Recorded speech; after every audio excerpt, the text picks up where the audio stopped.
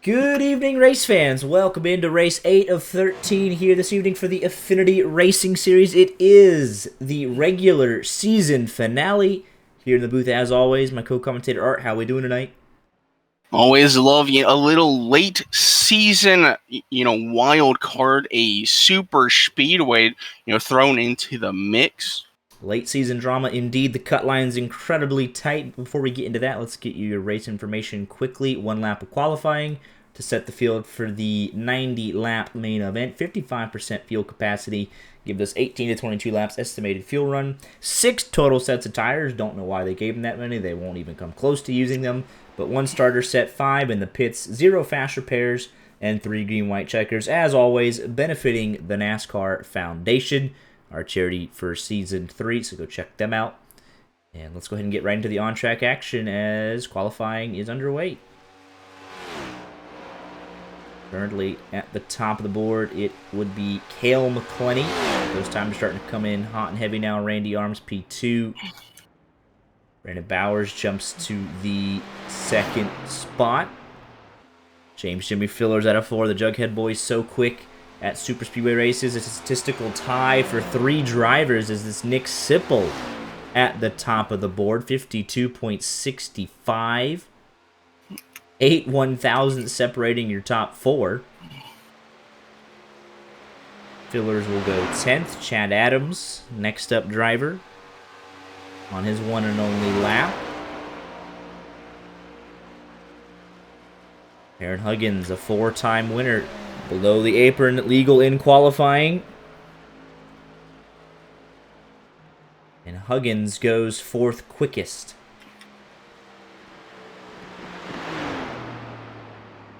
Just under 2 minutes remaining in qualifying. Sean Anderson heading out.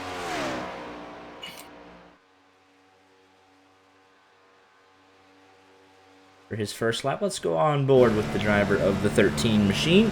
Pretty simple style of doing things here at Talladega. Hold it as close as you possibly can to the double yellow line and minimize the inputs to the wheel. Don't want to scrub off any speed whatsoever. And you'll be good to go at the top of the table. Hopefully Jacob Thornton goes 11th quickest. Brandon French slots into 7th. Michael McElroy P6. So the times are filling up the board here. Just over a minute remaining, and it should be Sean Anderson to set the last time of the session. Looks like a pretty stable lap for the driver of the 13 machine. He'll cross the line, and his time of 52.71, good enough for 15th quickest. Nobody else out on the racetrack except for Schwartz. I think he's doing some pit entry practice. Never a bad idea at Talladega. Michael McElroy parked, and then Brandon French just getting some laps in to get some laps in. But that is qualifying. Nick Sipple on pole by 2 1,000ths of a second over Cale McClenny. And 8 1,000ths separating your top 5. It cannot be any closer. I mean, yeah, the best strategy is literally hold to the yellow and try not to move your wheel. Like, qualifying at the super speedways has basically been figured out. 20 drivers elected to set a time back to Andrew Tennell. The entire field separated by literally 1/10 of a second qualifying-wise.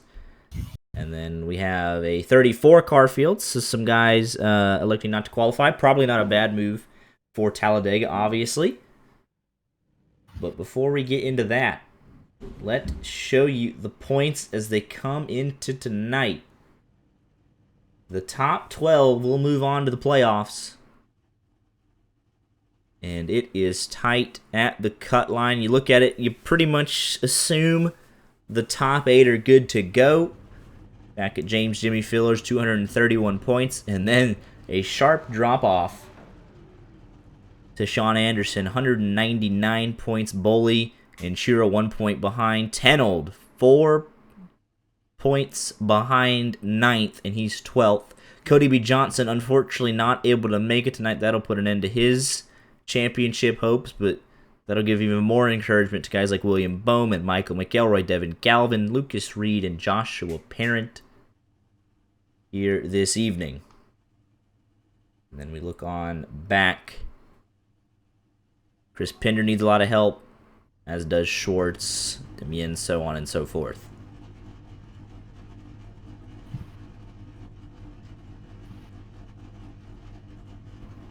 You know, in my head, I made my pick to win, and they're not even here. I just assumed they would be making it. I thought it would be Drew Juwan coming up from the Next Up series. It's always a good pick on super speedways. I'm looking for some of the more, dedicated teams. It'll be harder for an independent driver, I think, tonight to succeed, just with how well these guys work together. The teamwork that they show is absolutely incredible. Go ahead and give me, tonight, Dylan Felvich in 22nd position. I was going to be shocked if after all of that you managed to snipe my driver, because I'm going to also pick a Next Up driver in Dylan Dreiling. I'm going independent. There you go. Yeah, I think tonight will be his actual next-gen debut. He did load in last week, only did, I think, maybe a corner, and that was it. But he is here tonight. Look to have a better result than last week.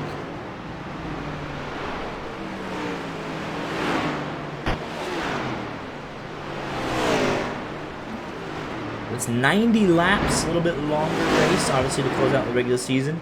A lot on the line for these guys.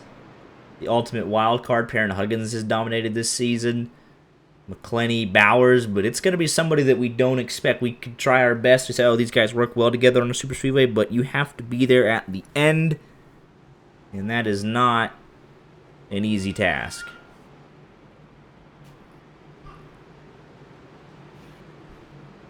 So we'll see just how they make of this race, who decides to do what. Bonus points on the line. It's really tight at the cutoff line, so that's a season-defining race in all the right words. Why is Mr. Riddick for president not? Why is he making a pick to win? Why is he not trying to be his pick to win? John Anderson, he's usually pretty handy on these plate tracks.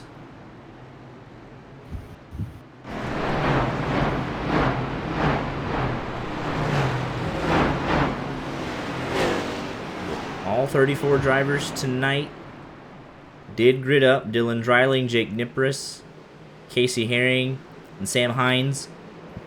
The 4 Next Up drivers trying to do battle. Pace car is off. Nick Sipple will make the long run down to the Geico restart zone. And we are underway for the regular season finale. The East Coast Outlaw 240 at Talladega. And those lines were not gathered up. Somewhat of an awkward restart here. Well, I know the CMS boys early and often their strategy is to hang out at the back, and that's exactly what they're doing, so it looks a little janky at the back, but that is by design. Trading paints, updating some cars, but everything as expected here on this first lap down the back straightaway. Cale McClenny, not normal anymore. Your pole sitter is going to get turned. He's got to lock it down. Back up into traffic, into Devin Galvin. Championship implications for Galvin. And that got ugly quick. Cale McClenny toes, Devin Galvin toes. Devin Galvin is already gone. He needed a big night. Obviously not going to happen. Let's take a look at the replay. Cale McClenny, Aaron Huggins. Not able to lock it down. Let's back this up and see the move that was going to be made into turn 3. Aaron Huggins all over the back bumper of the 07, pushes it way out in front. And then he's going to make a move to the bottom to try and take the lead. 24 moves down. He doesn't fully clear him before he gets to the back bumper. So that does not help with the situation. I don't think the 07 really is fully blocking here, but... He's not staying... I don't know if the 07 gets turned here. I mean, he obviously does, but I just don't know. Does he? He's coming down a little bit, and then it looks like he gets turned, so I don't... They were never fully separated, though. So it's not like Perrin was clear or the 07, you know... There would have been a car outside call for both of them. And then getting spun around at almost 200 miles an hour, you can try and lock it up, but Devin Galvin nowhere to go. And Chris Pinder nowhere to go either. He might have gotten a piece of this. Let's take a look what happened here to the 17. This is not what you want to see. I think he just barely misses it. I just want to make a comment on what Galvin has decided to say in race chat, saying taken out on lap 1, what a joke. Usually in these scenarios you would say caught up in a wreck on lap 1, and you could still probably say what a joke and it'd be annoying.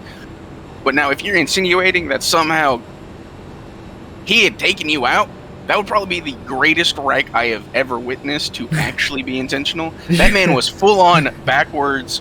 Right. Yeah. I understand what you mean with the phrasing. So Devin Galvin out of the race, Cale McClenny, by all intents and purposes, out of the race, so already down to 32 drivers. Wait, what? Casey Herring manually disconnected, Dylan Dreiling manually disconnected? Huh. So, never mind. Casey Herring has reconnected, but that does not explain the Dylan Dreiling situation. I did that last week, too. Never mind. I'm going to be so annoying. All right, so... I figured you weren't, Devin, but it would have just been very funny. It's like, yeah, my plan is to spin out the leader and get Devin Gatlin. Yeah. Dylan Dreiling was locked into his pit box, unable to move. I'm so glad I picked you to win. Simulator. You're welcome for that. So you said Casey reconnected. There he is. Dylan Dreiling also reconnected, but so we'll see. There'll be at least one lap down. Got the UPS scheme, Casey Brown. I love that. What can Brown do for you? He's hoping it delivers him his first win of the season. Dreiling is back. Casey Herring is back. They're both going to have to essentially tow, though. So they'll lose a lap here. But if you're going to lose a lap, might as well lose it on lap 3 and have plenty of time to get it back. There will be another wreck at some point. And Dreiling is back underway, so I think they'll just be one down, and it's not the worst deal in the world. I think Herring managed to beat it out. Oh, he's 2 minutes behind, and Dreiling's only one down. So yeah, you're the only car one lap down. It's not at all the end of the world, so it'll be just fine. How they get there, are going to be some more wrecks. And it looks like Perrin Huggins is going to receive the EOL for that lap 1 incident, dropping from the lead all the way down the field. I think Race Control probably saw the same thing, I did, which was he made the move, but he didn't fully get down there. If you're going to make the move, you bumper. he was still on that left rear. I also think, though, that Cale did come down just a little bit, but I guess if you're the one making the move, it's on you to go all the way down and clear yourself off the guy you're trying to get around. So that'll promote Michael McElroy and Joshua Parent to your front row now. Michael McElroy will be your race leader, I believe.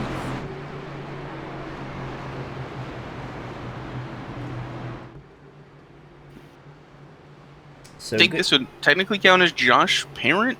being the leader because, inside line, but yeah, it is McElroy. It's interesting.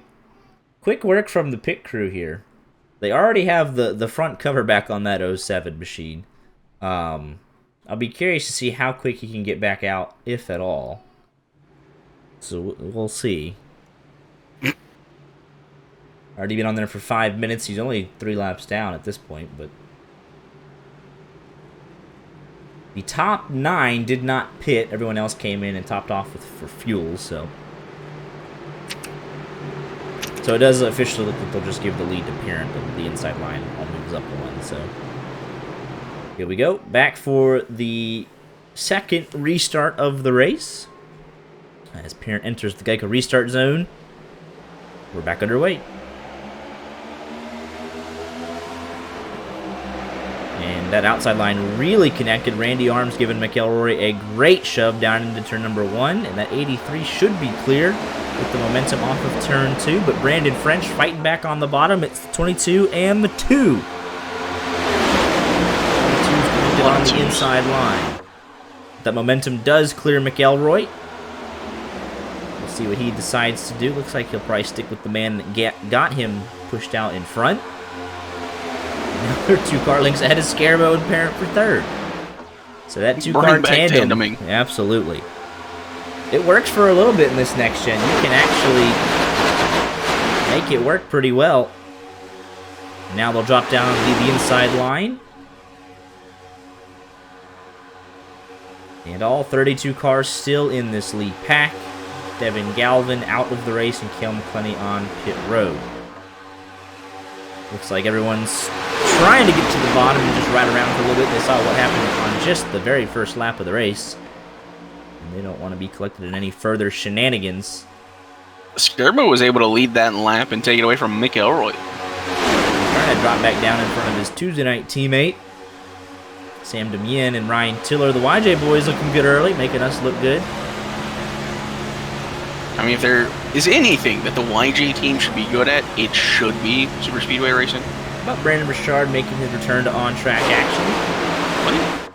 In the 25 machine, he sits 14th right now. Dega brings out everybody. People love Dega. Over the 3Y just in front of that. That's Sam Hines, Chris Pinder, and Ryan Tiller. Not really organized on that outside line.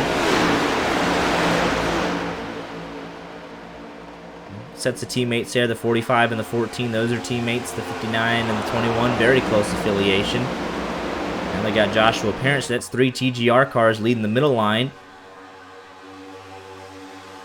I'm trying to figure out what happened to the YJ team there. We had a good thing going.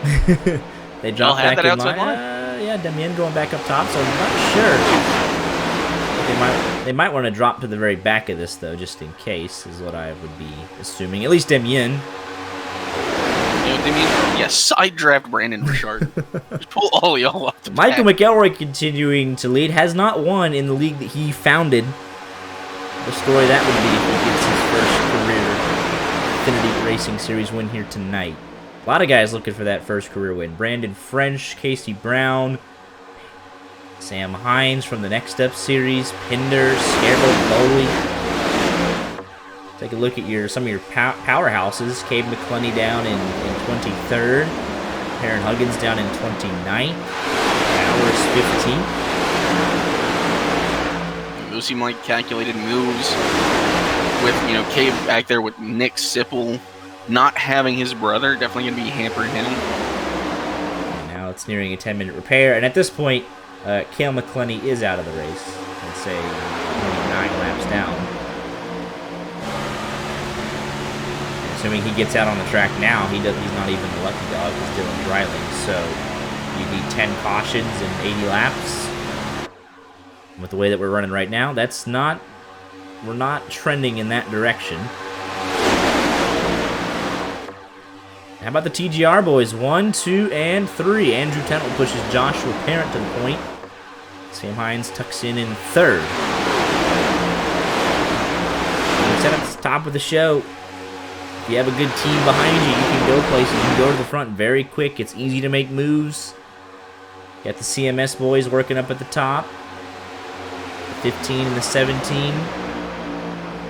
Travis De Leon, Chris Pinder, and then Brandon Richard. A very close technical alliance between them and Crew Racing. And they got the same logos on the hood, so. Not officially on the same team, but they might as well be. How about Jake Nipris, next up driver in the 112 machine? He's plus 23. Brandon Richard plus 29.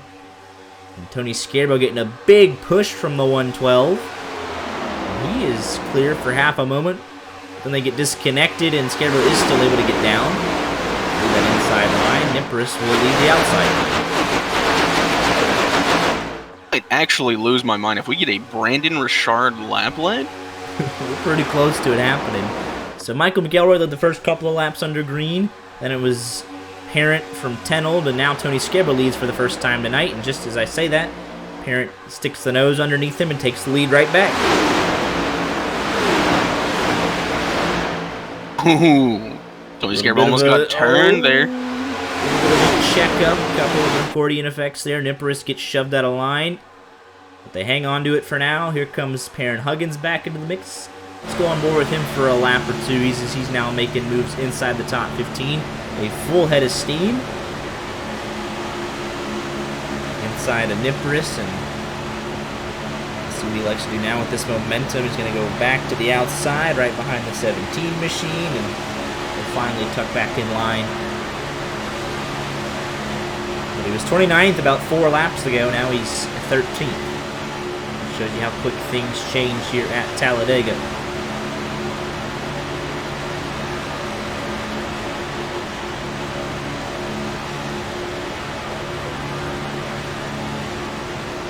We do have one other onboard camera tonight. It is Andrew Tenold, so let's show you his camera.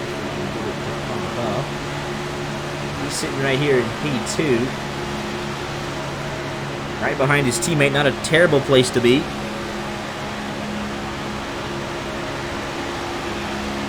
And they look to manage this race in the early going.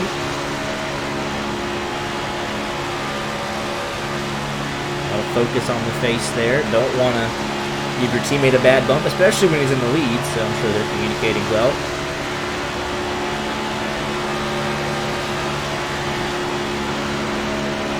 Got a little 3 wide action. And these two have actually broken away from the pack just by 2 car lengths. That tandem was working for a little bit. Then they'll have to separate. Sam Hines and McElroy will have a run. Scarbo still leading that outside line. And you just look at these closing rates. Scarbo gets a good push, and he'll get past 2 cars, and then he loses the help. He'll fall right back to Richard, so on and so forth. Here comes the TTSL boys with a run of steam. Richard says, you know what? That's not my fight. I don't need to get ahead of that. And here they come with Dylan Dreiling in tow. Silvich outside of 6th. I think they're full well about to go to the lead here. Yeah, they're up there running that line against the wall. Not running that second line. Yeah, but Failvich, TTSL. Ooh, Brandon Richard into the wall. They have a little sketchy there. 4 TTSL boys hooked up on that outside line, and here comes they broke the up tandem. The bottom line. Oh, they got shaken up. Look at the difference in speed. Tanold almost throws a suicidal block. Failvich evasive action, and he still gets to the lead of the race. Parent and Tenold got separated, and that checked up the bottom line. TTSL to the point here at Talladega. There are things that would have not been broadcast friendly that would have been said if Tenold actually connected on that block. What was he thinking? That was at least 15 miles an hour speed difference right there. That was... He got away with one there.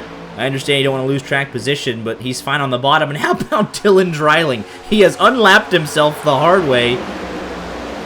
And in point, Andrew Tenold now leads the race.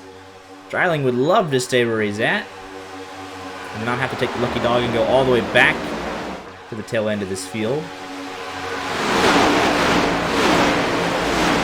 You know, the 83 machine's got great speed. We've seen him with Rod Car this Friday night. Always a factor at these plate tracks. That's Brandon French getting squirrely. And I believe Dylan Dreiling is a Super Saturday champion as well. He absolutely is. and a common contender there every Saturday night over on Race Affinity on Twitch. So French was able to rejoin safely. Things have calmed down slightly from just a couple laps ago where we had that hard block and the lanes were split up. So with that being said, let's crank it up here for the first time tonight. The East Coast Outlaws 240 at Talladega.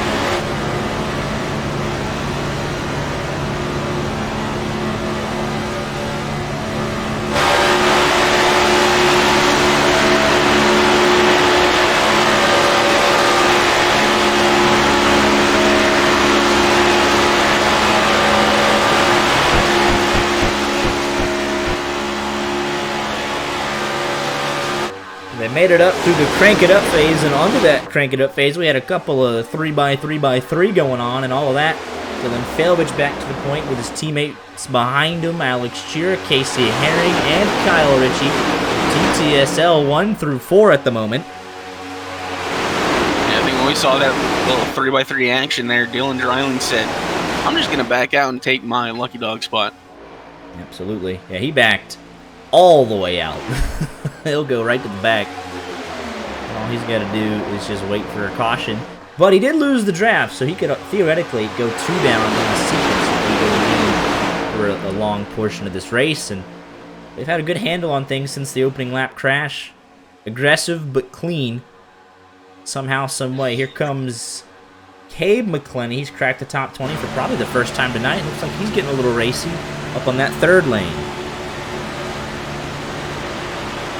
Yeah, we also see, the Jughead boys somewhat come to life, peeking outside.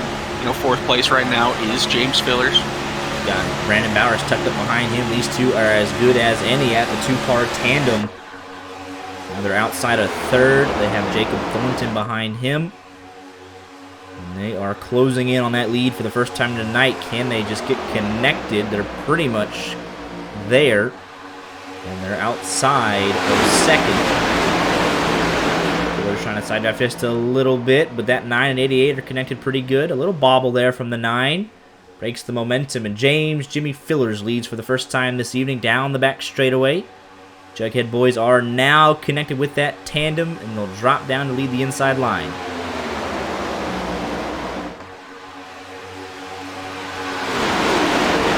There's almost a benefit in a 2-car team over maybe a 4 or 5-car operation, because it's just you and one other person. You worry about the guy, you're responsible for your teammate, and vice versa. You're not worried about, oh, we got to get the whole team up here. It's just 2 guys. And those 2 guys can get tandem up pretty easily, and they'll work their way up through the field.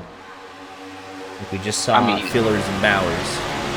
In the same vein, I feel the same about a single car like operation is. Because we've had that discussion as people who run super speedways when we ran Rod Car. It's that even though we get so in sync when it came to working together, if we had to make it through a field, it was so much easier to just be like, I'm going when I'm going. Because at the end, you almost feel obligated to help your teammate if you can, and maybe sacrifice, a winning move for yourself, and you're like, oh, I gotta get my teammate up here. But at the end of these things, you really don't have any friends. It's just every man for himself. Try and survive and cross the line first. Work with your teammates to set yourself up for the finish, but coming out of turn 4, it's anyone's game. And that's why plate racing is so good, because the strategic moves that need to be made, because you got your team in a position, but if you're Brandon Bowers, you're like, do I want to, you know, how bad do I want to beat my teammate? Same thing with Chira and Failvich. It's like, I want to be the one that's the standard bearer for my team. I don't want to play second fiddle all the time. You've run good all race long. I want to win off turn number 4. I'm trying to make a move on my teammate. We worked well together for 89 laps, but I'm trying to lead the last one. Yeah, you know, there's a lot of talk that, you know, super speedway racing is easy because everyone can be in near each other. Pit stops. You know, we get first round of green flag pit stops. But to actually, Travis De Leon, Scarbo, and Brandon Print. To actually be competitive at a super speedway is a lot harder than just being good, because you have to fight around people who can keep up with you, who might not be as, you know, good as you, quote unquote. So when you have guys in real life, you have Denny Hamlin, just really good at super speedways, somehow always leading, always there at the end. It's an art. It's an art form. Yeah. Like no disrespect whatsoever, but there are guys up here that aren't normally inside the top 5. Jacob Thornton, first season promoted from the Next Up Series, so he's adjusting to things. But average finish so far through the first 7 races, 21.2. But he's up here battling for a win, so it's like, how does he race differently now that he's going for the win, as opposed to being in the midfield? What moves is he going to make? Because this is his best shot all season. You just don't know. I did somewhat talk about it, you know, pre-race. I said I had my pick to win, and I did look at the actual driver entries, because I forget that Drew Joao is a next-up driver, so he has to earn his way in here. And him as a single-car operation, I would feel confident enough that he would be able to go and get, you know, a race win. Or guys like CMS that are always in contention at plate tracks. It's their best performance of the year, usually. They work so well together late. It's just a fascinating dynamic. It's some of the best racing that we see on a consistent basis. It really is anyone's game. Here we go. More green flag pit stops. It's going to be Failvich, Chira. Jughead Boy staying out. It's going to be Thornton as well. Oh, Failvich spins it. Chira also looked really hot on the brakes there. So Failvich is going to need a caution. Ooh, Sybil almost getting into it. So the top 5 have stayed out. The Jughead boys are going to try and tandem on and off of pit road. So really unfortunate there for TTSL as Failvich bites the dust on pit entry. And they are tandeming away from Jacob Thornton. So they could very easily stay ahead just by a 2-car tandem. If they can get hooked up, the 3 cars behind them are not hooked up as well. The first man off pit road will be Cabe McClenny. Matt Frady and Randy Arms and Schwartz will be the ones doing the chasing. Looks like all 5 of them got on pit road clean. The Jughead boys racing each other on pit road. It's a race every single time. It looks like Richard, a penalty, 30 seconds at his box. Potential speeding, easy to do. Nick Sipple down and away. He had a penalty, 48 seconds. Alex Chira had a penalty. Casey Herring and Failvich. So a complete disaster for TTSL. And here comes the quartet. Can they catch the 5 that just left pit road? I don't think they'll be able to. Thornton is classified as your race leader. And actually, they will catch him. They got hooked up nice and easy. And they're going to blow by this group of 5 as they're not connected. Cabe McClenny will be your leader. Just 1 second Did back. Tenold also speed? They're in the draft. Here comes the easiest pass you'll ever have for the race lead. Matt Frady in tow around Pinder for second. Thornton, no drafting help just yet. And there's Tenold. He did have a penalty. He's right in front of the leaders now, off sequence, and now he'll be a lap down just like that. We have broken up this field under green flag pit stop. It's an 11-car pack. Sam Hines down in 12th, 3 seconds back from 11th. So 11 cars plus Andrew Tenold in the lead group. And he's going to bridge this gap. Jughead, McElroy, Tony Scarabo, Travis DeLeon.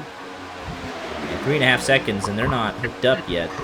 There's still a couple guys in the back not yet hooked up, so that's back to 17th, and then 18th, another 7 seconds behind, and that only goes to 21st, and another 7 seconds to Chad Adams all by himself. French 8 seconds back from that.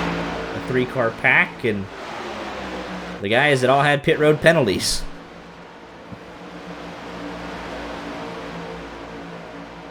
So this race has been completely busted open. Turned upside down. Look at the ticker on the top of your screen. You can just see the intervals. And there's going to be a lot of guys in danger of going a lap down over the course of this run. Just depends on how organized the leaders can stay. With Herring, Failvich, Chira, Sipple very close to going a lap down. They most likely will. And then Tenold and Dreiling already a lap down. And Brandon Richard never made it back off the pit road in 3+ minutes. So unsure of the issue there with the 25 machine. But if they stay single file, they will get this group of 4 right here easily. And Nick Sipple might be losing them anyways. Let's take a look out of the gearbox. That's not a pretty sight.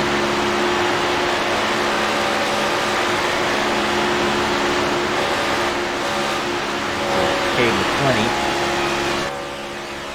Got a lot of your competitors just up the road that you're dying to put a lap down. Especially the TTSL boys, knowing how well they work together as a team. You can trap them a lap down, and one less competitor you have to deal with a little bit later. Been monitoring this. Pendergrass has spun through the tri-oval grass. Let's see what happened. Whoa! I am not. Let's take another look at this. A lot of single file action, so we could just take a look. And what in the world? We've got Demien all over the back of him, and he just gets him a little off center as the car becomes weightless off of the corner exit. And he just goes through a heck of a ride. He'll go through pit road. That should be a black flag, I believe, unless I'm assuming race control will clear that. But heavy damage for the 16 machine.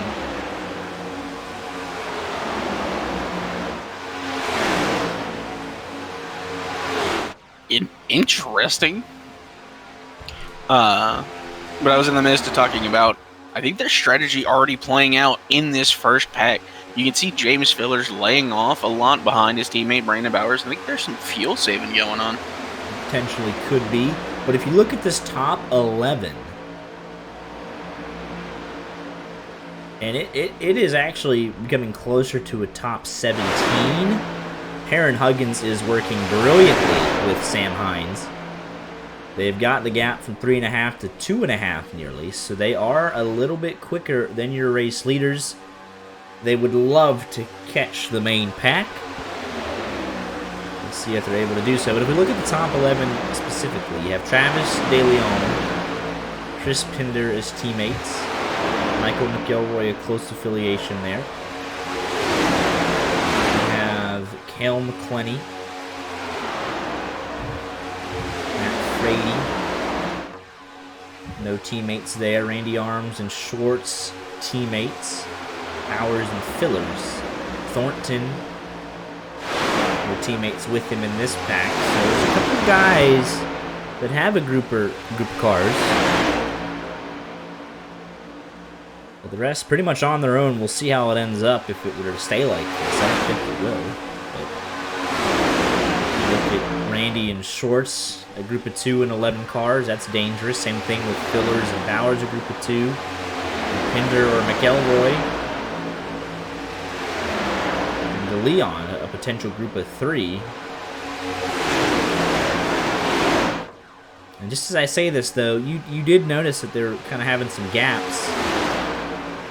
Sam Hines, 1.8 seconds behind Travis DeLeon, so they are being caught, and now they're side by side at the tail end of this pack. It's really only a couple of laps now before the leaders will have some more competition. Yeah, they're really racing each other hard at the back of this pack. I really thought this would be a, just sit in line get laps in, because trying to get to the end. Fillers is 0.6 of a second off of his teammate even. So that's by design at this point. 1.5 seconds. They just need half a second. They're in the draft. Let's go on board here with Perrin. I mean, he is all over the back bumper of that 14 machine, trying to catch the lead. I mean, they will catch him now. They're side by side drafting each other. This second group will have caught the race leaders. Their lead draft here in a lap or two. Big thing for Perrin, though, is you don't want to push too hard and get that engine too hot. It has to be within moderation. Look how racing they're getting now. It's only a matter of time. 1.5, 4.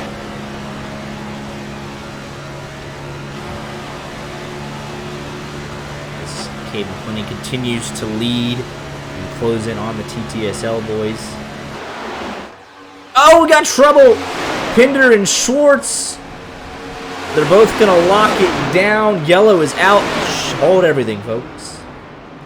And I believe Pinder was able to hang on to it as well. And that was off the bumper of Michael McElroy.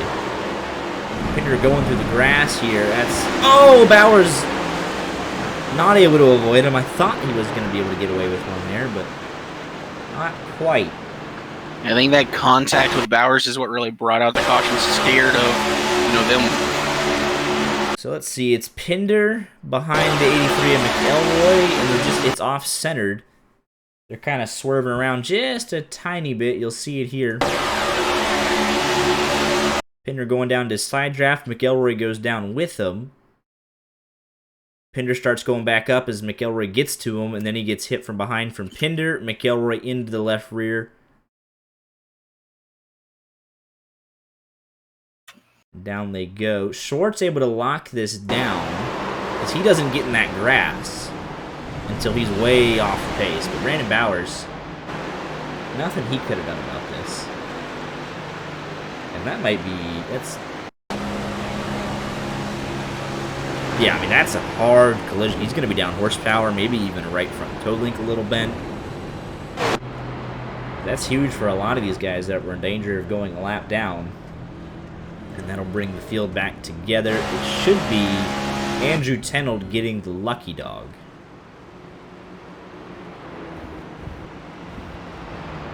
Riley will have to wait.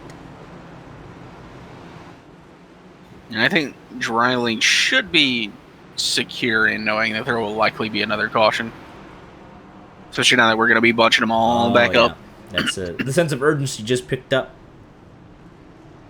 again. Yeah, I'm really surprised that we had the kind of racing that we did. I really thought it would just be a, single file. We're just going to, let it happen, going to get laps in. Yeah, I mean, that was almost the case. They weren't racing too hard. Just a slight miscommunication and a bump, just that little bit off-center. That's all it took. But Tenold is the lucky dog. Dylan Dryling, I don't think he'll risk it on fuel. I think he'll just... I mean, he stayed out. Oh, because he's a lap-down car, so he's going to pit this lap. What I think will happen this time is he got up to the lead. He was on the lead lap on merit because he unlapped himself. And then he saw it got really chaotic, and he dropped off.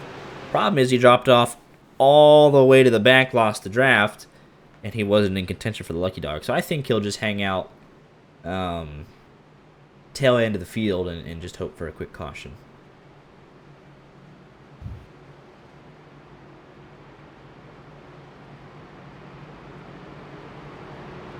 While we're under caution, do we want to hear about one of the saddest MLB debuts? Sure.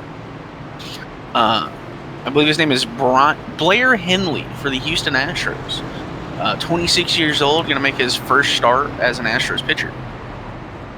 Managed to get 1 out and 5 earned runs before getting yanked in the first inning.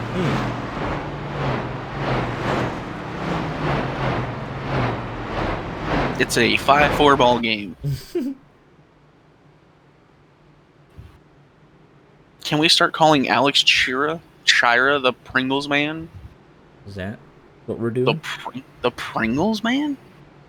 Pringles man. And Dryling does come into pit. Weak move. Should stay out. Run out of gas. I don't think he wants Risk to do it all. The Pringles, man? Is this man invoiced somewhere? I want to ask. Yeah, no, he's not. Oh, they're... Well, yeah, they are. Oh. Let's go get them. Right, Hello. Tell me when to go. Hello. Casey, go. Hi, Max. You can't hide from me in here. I will find you.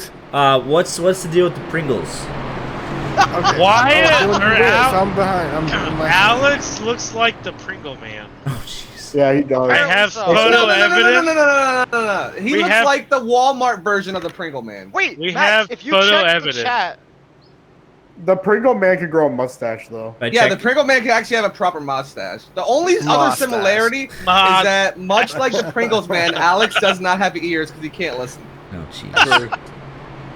So I'm gonna Neither start. does. Then we got the candy Richie corn brothers. Pringles, man. So Yeah, we got Alex Pringles Manchira from now on is what I'll use. Yeah, for and then we got broadcasting. Wyatt Yes, Candy Corn let's Garrett. go. Wyatt Wyatt Candy Corn Garrett. Oh man, I can't bring myself to Man. mention candy corn that many times though. Can't do See, it. It's because- you don't it's gotta because- mention it. Just It's because know I'm it whenever. It's because I'm underrated, you know. Okay. Well, good luck, fellas. Yeah, Don't okay. die. It's about to get crazy. I'll try. Yeah. Thank We'll, you, we'll, thank pro- you, we'll thank you. probably love the craziness. Hey, don't ever do what that was on the last pit stop there. By the way, I did think he was that way, man. That we can. That was- We all That scared. was- We're so calm. He ranks Max, somebody. Max. They're trying to defend themselves, and I leave so they can't. I love it. I heard someone try to call candy corn underrated. Face the wall. Like, it's fine. Like, it is it's a last resort candy. Hmm. But like, Anywho, that's where I draw the line. lap 38 will be the restart. If you try to defend candy corn, it's just like,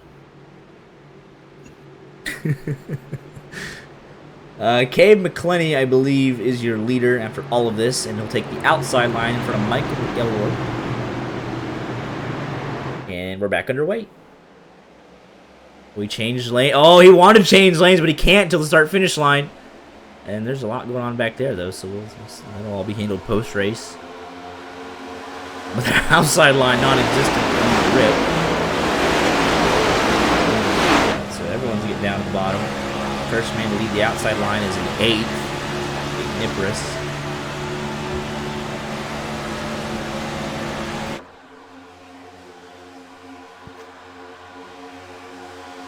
As they try and get reorganized, and they're going to get up to 200 miles an hour.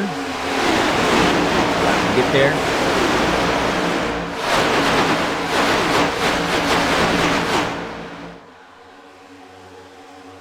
But now that outside line, you just see how quick things change. It was the inside line that kicked off the restart. Now back to the top, back to the bottom. Everyone trying to play the guessing game. But it does look like that bottom lane is now fully established. This will try and lead that outside line around. Kevin Boley, second in line with his teammate Chris Pinder and Chad Adams. 51 machine. Inside line, Randy Arns, McElroy, Travis DeLeon, Scareboat, and McClenny.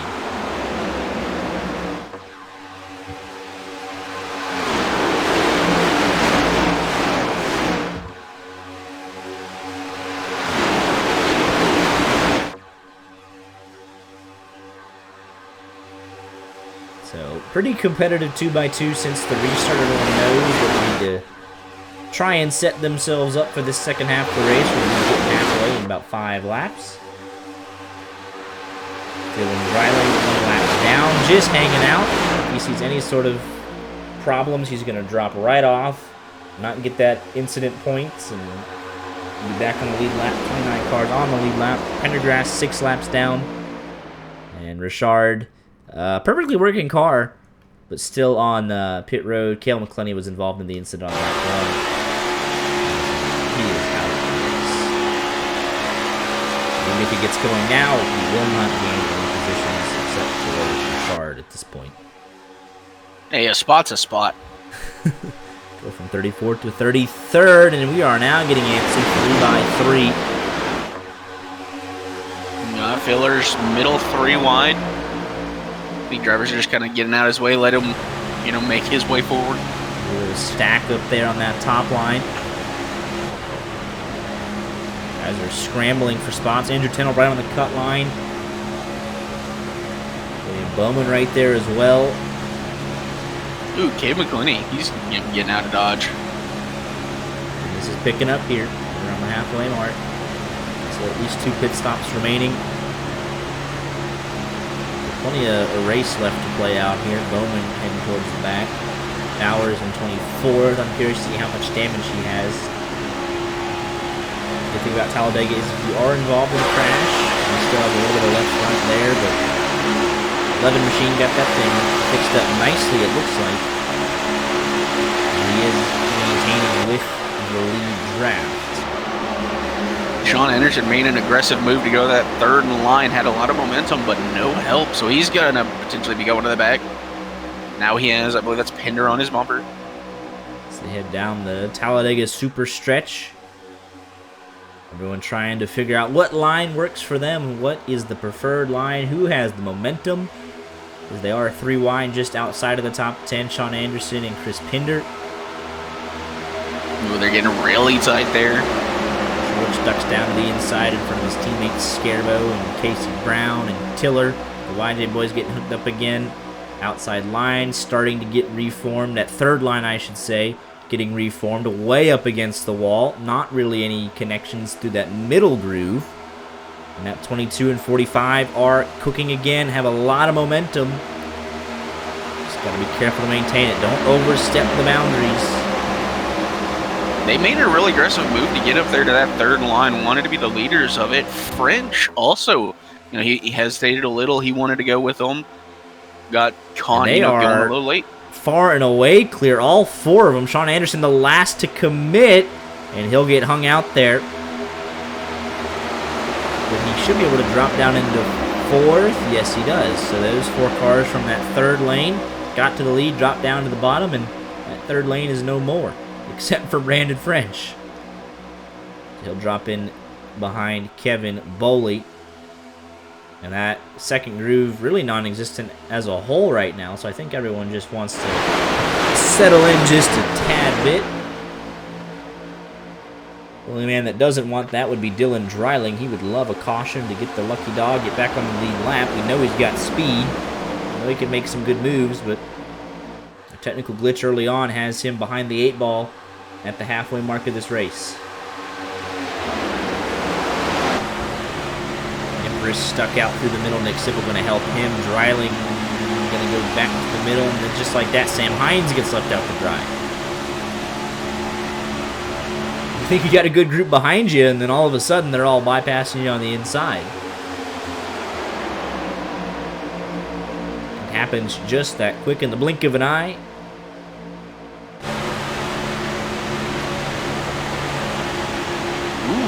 Contact, about mid-pack, we're 3 wide. You can't, even at Talladega, just a little bit of contact is really not what you want to be hearing. Hopefully the cars never touch, but that's obviously a long shot. You don't want to be playing bumper cars. Top speed so far this evening, 211 miles an hour, actually 212 from the TTSL boys. Kyle, Richie, Casey, Herring, 212, and just as I say that, Dylan when did Dreiling, that become a thing? 213, they said, has been the top speed this afternoon or this evening. 213, are you kidding me? Have we missed out on some changes to these cars? Because last time I drove them, that was not the case. I don't know what they got going on, but it says that Dylan Dreiling has gone 213 miles an hour at some point in this race.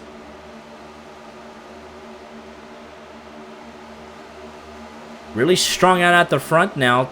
Tenold separated from his teammate. Sean Anderson has a head of steam.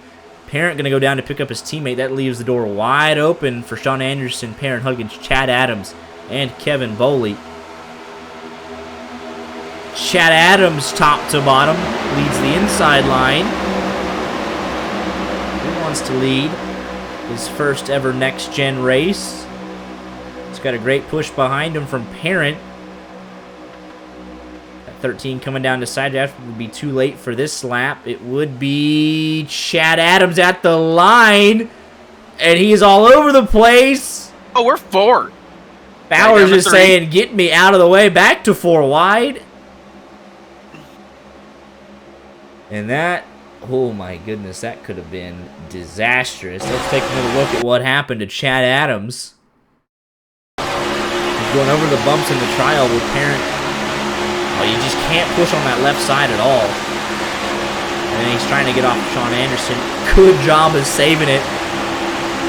Good job of saving that race car. I need to see the hands. I gotta see the hands. On board with Chad Adams. You should not be able to do that and get away with it. Oh my goodness. He's coming back for more. He's right back in the mix. Great stuff from the 51. A little bit of a checkup on that third groove. Dylan Dreiling leading the middle lane with Matt Frady in tow. And things you love to see is absolutely zero fear from drivers. Things get scary, you go and do it again. I mean, he was... Oh, is that Bowman in the outside wall? He was literally sawing on the wheel, back and forth, left to right, right to left. Looked like he was hydroplaning at 200 miles an hour, and he's somehow hanging on to that race car, and now he's back out in front a lap later. Well, he didn't lead the lap, but he was in front. He led the inside line. Consolation prizes here. You can just see just how quick the momentum shifts if you're not getting a good push from the guy behind you. You're officially past the halfway mark. The whole field's bunched up together. It is 2.2 seconds from first to 29th, and even Dylan Dreiling, the 1 man a lap down, he's right up at the front anyway, so it doesn't matter.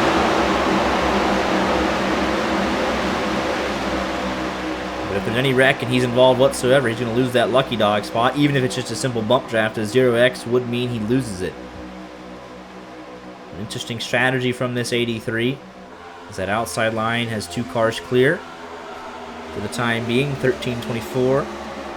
Gilroy fighting back with help from Travis De Leon. Further back, things are a little bit more calm as there are a bunch of single file at the back trying to get to the next round of pit stops, which will be in the next 5 to 8 laps, I believe.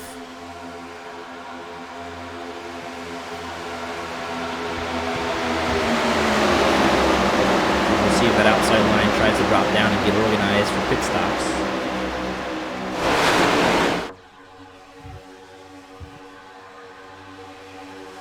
That's what Cade McClendey's trying to do. Sean Anderson wants to, I think, but I think he wants to bring Perrin with him since he's the one that pushed him to the lead in the first place. They should both be clear now. Continue to lead that outside line. Dylan Dreiling right there with him, as well as the 17 machine of Chris Pinder. 4 cars under a blanket right there. We'll see when they decide to drop down, if they decide to drop down. Really surprised we haven't seen the third lane line come into effect where they just ride that third lane. Well, Gentleman's riding third lane right now. He was in the wall. He'll be dropping to the back of the pack. I think we just saw like a preview of it there for a couple of laps. And it was going 3 wide, going buck wild. And it calmed right back down. They said, all right, we've seen that the third line does work. We'll keep that in our back pocket. And then we'll bring it out when we need to make some moves to win this race at the end of this thing.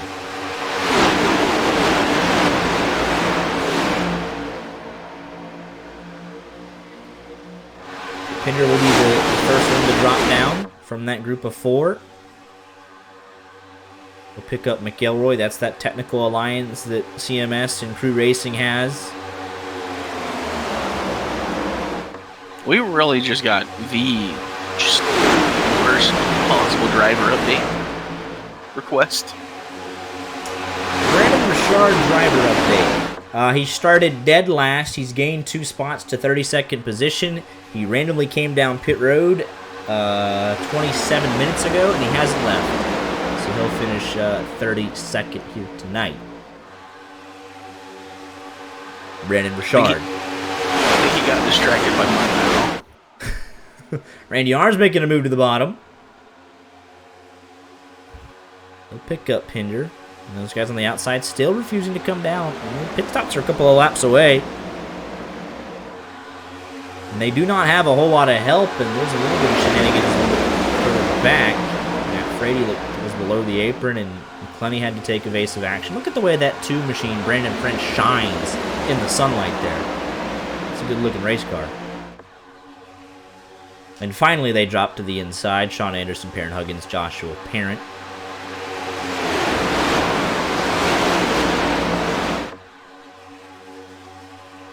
No one's going to do Dreiling any favors because he's a lap down car, so he'll slowly progress to the back. But 1 lap down is 1 lap down no matter where you are.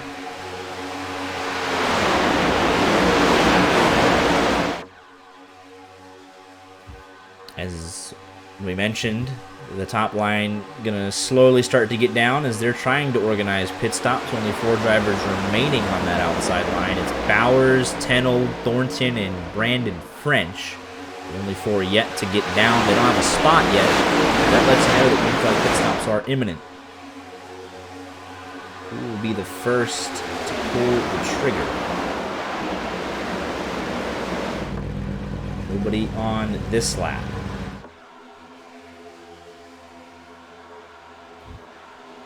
And it is pretty much all single file now. The only man yet to get down is now Brandon Bowers and Brandon French. Just 2 cars that aren't single file in this whole field. Now Bowers and French doesn't want to cut off that run, so he'll go right to the tail end of this line, 29th line. Oh, we got a little more action popping up.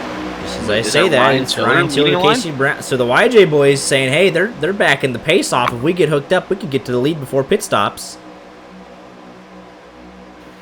So they think they have a little bit more speed than everybody if they work together as a quartet. And they might not be wrong. They're outside of 10th. Everyone else is just nice and easy single file, and this 4 said, hey, let's try something. Casey Brown almost got to the left rear at 23, though. They are up to 9th.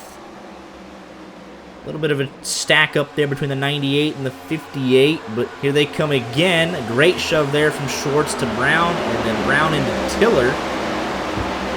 Tiller up to 6th. So yeah, this shows you if you're just going single file, not really, look at the gaps on that inside line, you can make up some time. And look at that, here's Randy Arms. They could come pick them up again. Elects not to, though. And they'll go right around his outside of 4th, outside of 3rd. Ryan Tiller outside of 2nd. Outside of 1st. I mean, if they can keep this momentum and actually get to all 4 of those cars. They're going to have 2 cars clear. 2.5. 3.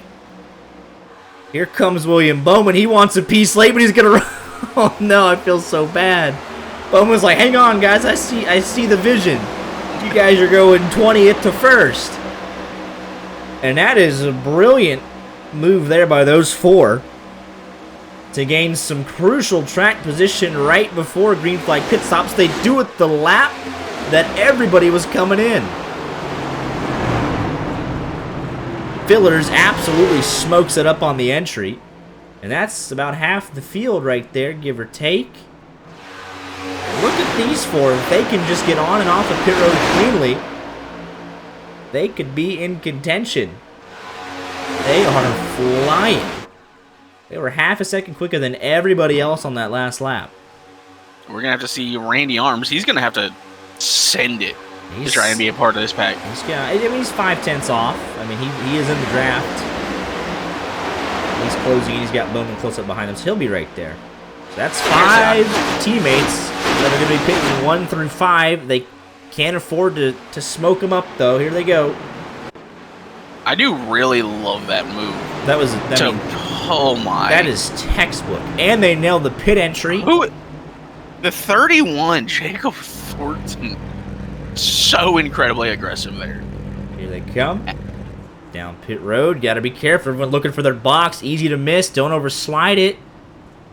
Top 4 have stayed out. The TTSL boys down the back straightaway. Everybody else is in. Perrin Huggins is going to be leading this group. The first off of pit road. Here they come. And first off pit road is Shorts from Arms. We have a caution. Caution is out. So that means that Shorts will be your race leader. Top 4 will come in. And let's see why. This happens with CMS, Michael McElroy. Big damage there for the 83.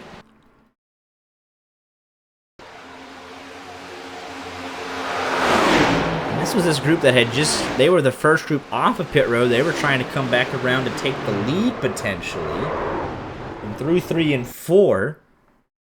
Michael McElroy behind Chris Binder in front of Travis DeLeon. It's just an accordion effect. 17, no drafting help. McElroy gets into the back of him. Then he checks up. 15 in the back of McElroy. 83 in the back of Pinder. And then DeLeon finishes off McElroy there.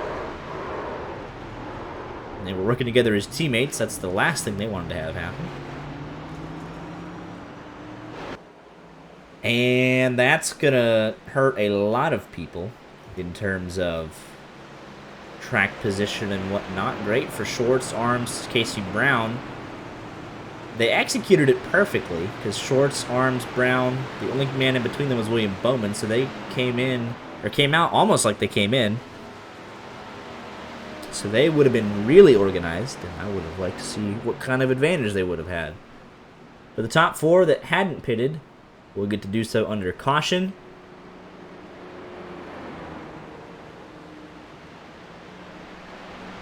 Looks like William Bowman's coming back in for 5th. Probably top off of fuel here, but everybody else gonna stay out. Who in the world gets the wave around?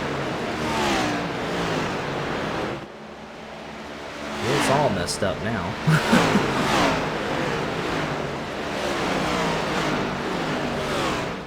You gotta believe that it was Dreiling? No, because he still went that down. Oh my. I'm gonna be so just sad.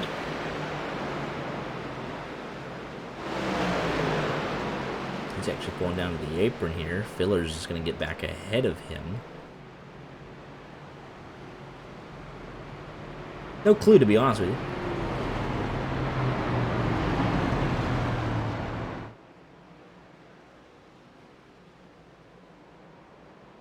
But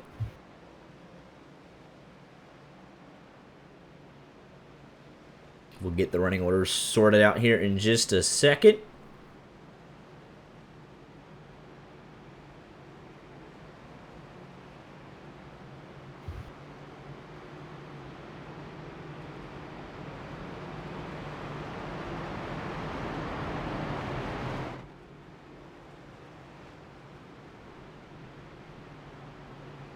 And it looks like, though, Shorts will be the leader.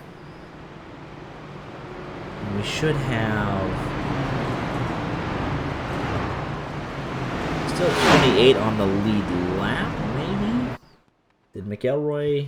McElroy's done, it looks like, with that damage. Should never mind. 27 on the lead lap. Dreiling and Filler still one lap down. Guys topping off with fuel here and there, but running order should be pretty much back together.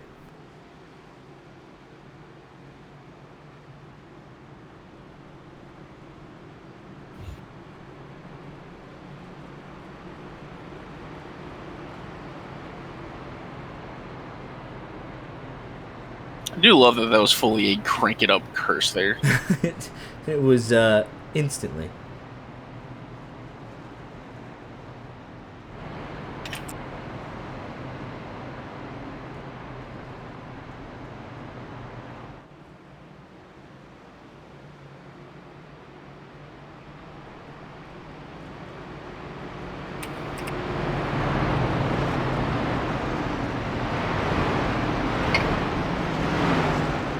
here we go. Lights are out on top of the pace car.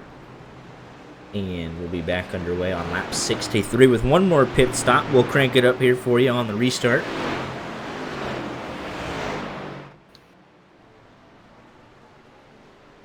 Bowers and French coming back in. And we're getting ready for the restart, so we'll see if they can make it.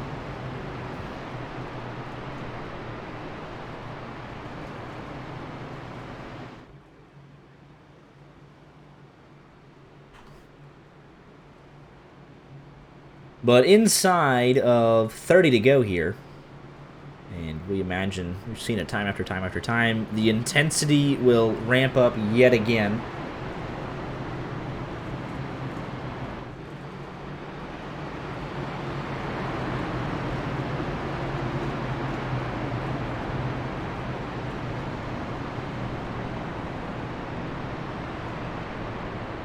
I mean, still just 30 to go here.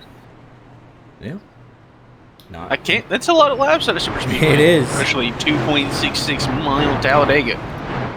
Did you know the start finish line is not? It's past pit road. Did you know that? It's further through the dry oval. Yes. They just explain it every time they come here for any new people that might be watching. Oh, It's not in the center of the tri-oval. It's not. It's a little bit further down.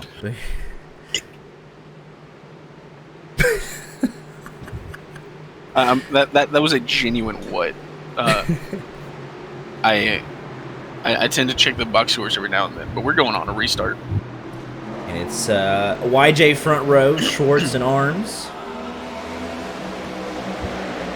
And everybody's hooked up and connected right off the restart here. And it is officially, it's 27 cars on the lead lap. Dryling did, in fact, get the lucky dog that was confirmed just now. So Filler's one lap down with Thornton. So glad we get our stuff figured out as we go green. Hey, we didn't... There is a big gap there. Hey, we figured it out. That's all that matters. And Randy will drop down in front of his teammate. He'll try and control that inside line, but Perrin Huggins and Sean Anderson have been working well together night long. That's a tough combination to beat at the top, and let's crank it up as we get underway here again. No jinx, hopefully this time. Here we go.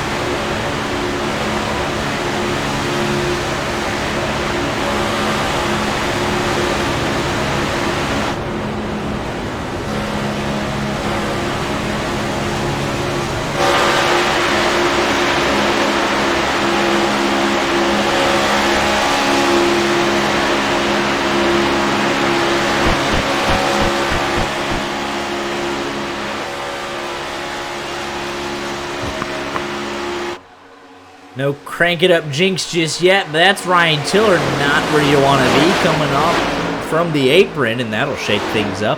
And J Dowls, you are correct. The start-finish line is not in the center of the tri-oval. It's actually a couple hundred yards further down towards the end of pit road.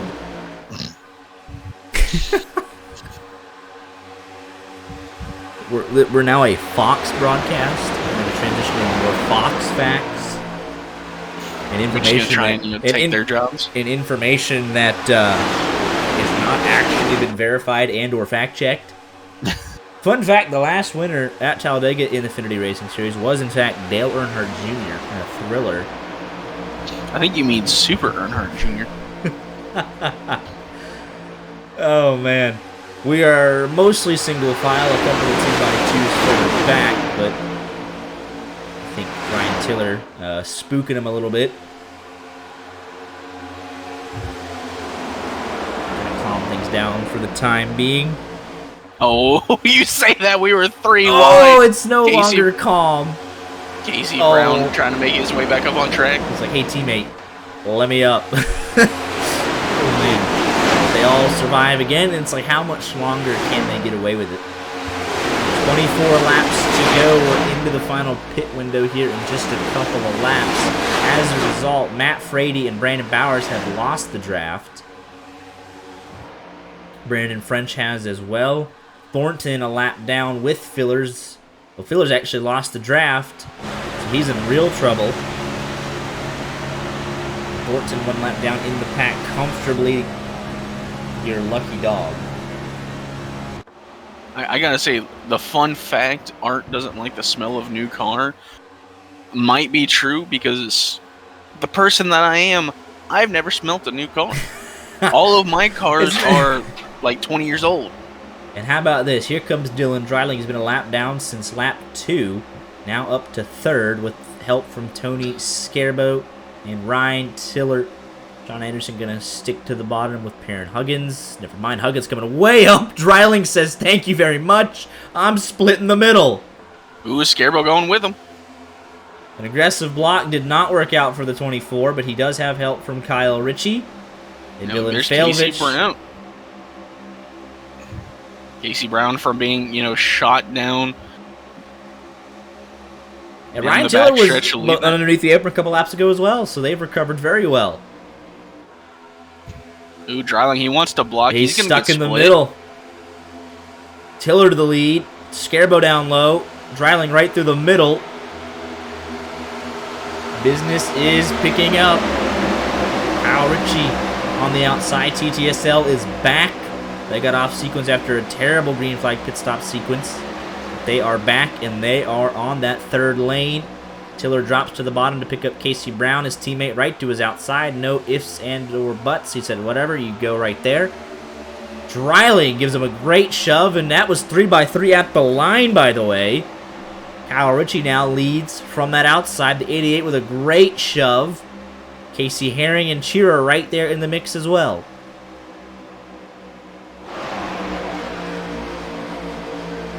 Yeah, we see the speed that top line can have. They got all 4 cars, almost all 5 clear back to McClenny. They do have all 5 clear. That's a power move with 21 laps to go. That's a statement. Dreiling now leads that 2nd lane. We're no longer 3 wide for the moment. 3 different lead changes in 2 laps alone. It was Tiller, then it was Randy Arms, and Kyle Ritchie in the matter of 100 feet.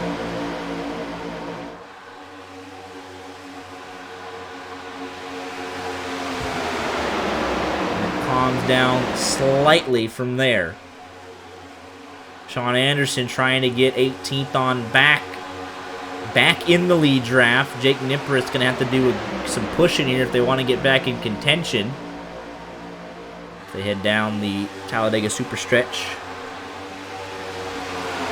That 112 understands the assignment. He is all over the back bumper of Sean Anderson. Sean Anderson 9/10 of a second off of Scareboat. They should be in the draft. 8/10 of a second, and they actually would have a huge run. Sean Anderson obviously 100% throttle and right at the peak of that draft. Let's stay on board with him for this lap. He is in the draft now. They're going to have a heck of a run if they want to take it, but the primary concern might just be getting back to the pack to begin with. Especially if Nipris is hooked up to the back of him, which he did get off, but they still have the run, 202, 203. Anderson is going to have this run. He is going to take it to that second lane as they scramble up front, so that's going to slow this pack down even more. And Here comes Sean Anderson. Ahead of steam out of turn number 4. Nipper is tucked up behind him. They've made it inside the top 15. Do they force the issue 3 wide? I mean, with the momentum that they have, they've got to use it. Go somewhere. Oh, he is gonna check up. Didn't want to take it 3 just yet, but they had the momentum to do so. And that lap, a 48.08, quickest by far.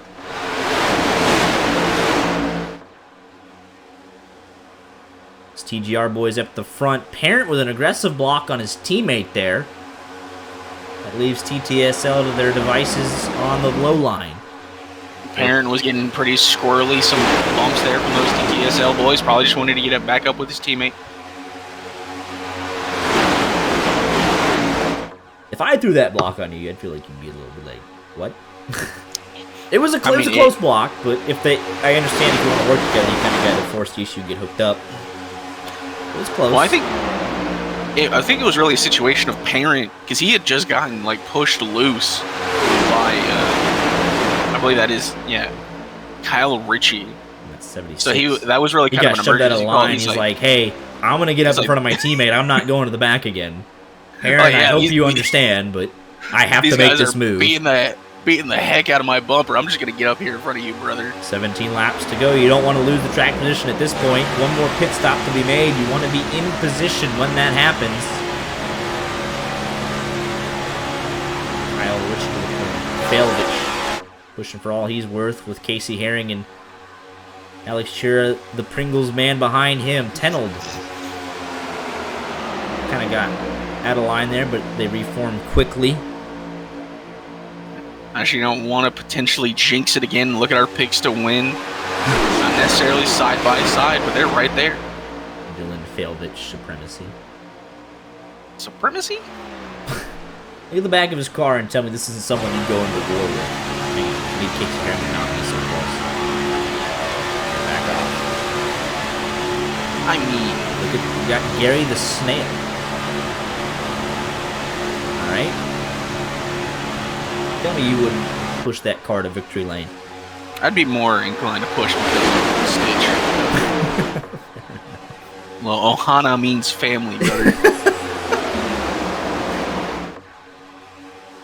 Is Kyle Ritchie the final boss of the TCSL families that they're pushing him to the win tonight? Sold out crowd here at Talladega Speedway, witnessing an instant classic to decide the 12-car playoff field. Let's quickly show you the points as they came into tonight. No idea where they're going to finish. It's not predictive, but Devin Galvin out of contention. Michael McElroy out of contention. Cody B. Johnson out of contention. So right now you're looking at what William Bowman can do. And Joshua Parent in almost a must-win situation. That's what he's doing right now. Lucas Reed not here tonight either, so it's really Joshua Parent and William Bowman fighting for that final spot with Andrew Tenold, Alex Chira, Kevin Boley, Sean Anderson. And that's pretty much where we're at now. It's 2 cars on the outside looking in. Anderson, Boley, Chira, Tenold trying to hang on. I think I just got scammed. Did you? Dylan Dreiling just dropped to the back of his own free will. I think he's not trying to affect the outcome. You get in there and affect the outcome, darn it. Oh, yeah. Oh, he about affected something right there. Trying to fit in the hole. And I think, yeah, French is going to go a lap down. Thornton already did, I believe. Yes, he did. So that's more disastrous for Fillers, who's about to go 2 down. He lost the draft 1 lap down, and this could very well put him out of contention with just 13 laps to go. They still need another pit stop, though. French and McElroy go another lap down. McElroy's back out there, but a lot of closing stages.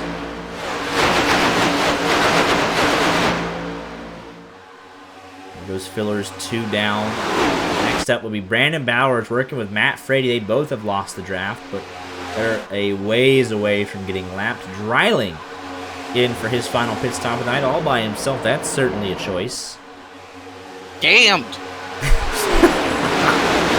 guy's in second right now, with 3 of his teammates are right around him.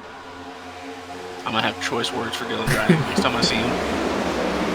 I'm gonna pull up to him on a rod car. Oh, jeez. Get a little squirrely in the back. Randy and Tiller for all the work. Oh, trouble! There goes Nick Sipple to the outside wall. Huge collision. Back of the pack, though, we stay green. And he is stuck up against the wall, and they have to throw the yellow.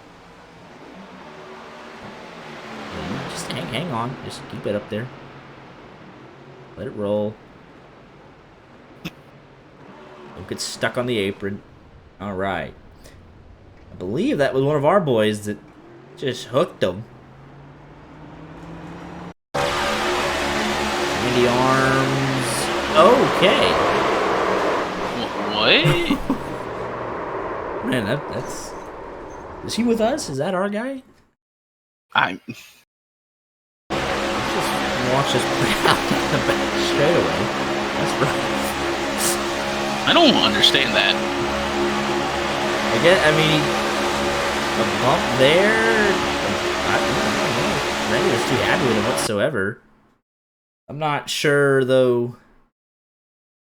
Like why? Well, I don't know why. I don't get any of this. I mean, if this is beef carried over from like something else, you gotta. Because the like, 75 though, I don't understand why he's taking the run down to the to Casey Brown. I don't know.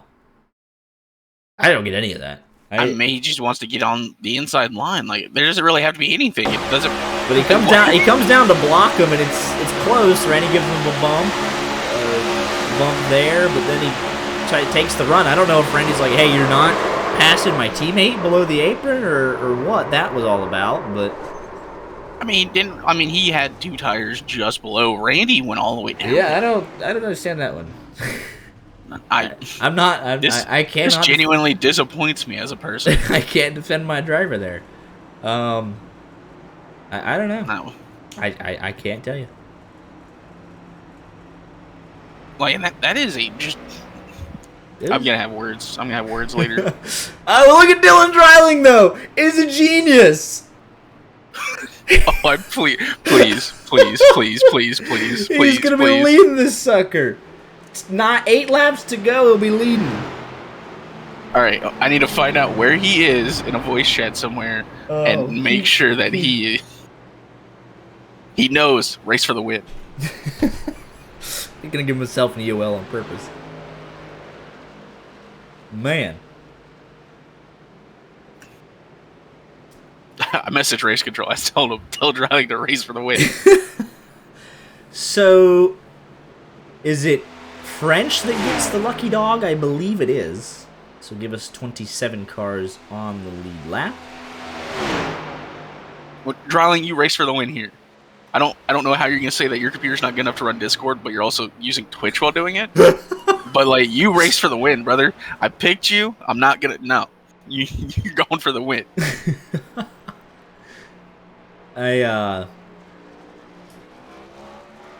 Interesting, right? Because let's take a look at this though. After that incident, right? He's on his phone, bucko. Randy Arms turns Nick Sipple. Sipple is in 18th, 19th. I'm at a loss for words here. What are we doing? Our boys are having some disagreements. So anywho, Sipple ends up in 17th, Randy in 24th. Sipple not going to make it easy to get by him, and we said earlier, you don't want to be making any sort of contact at 200 miles an hour, and there's some beef there. So, yeah, it's going to be dangerous at 200 miles an hour. You're playing a game of chicken with each other. So, I don't think we're done yet. There'd be some Revermans handed out. Yeah. Yeah.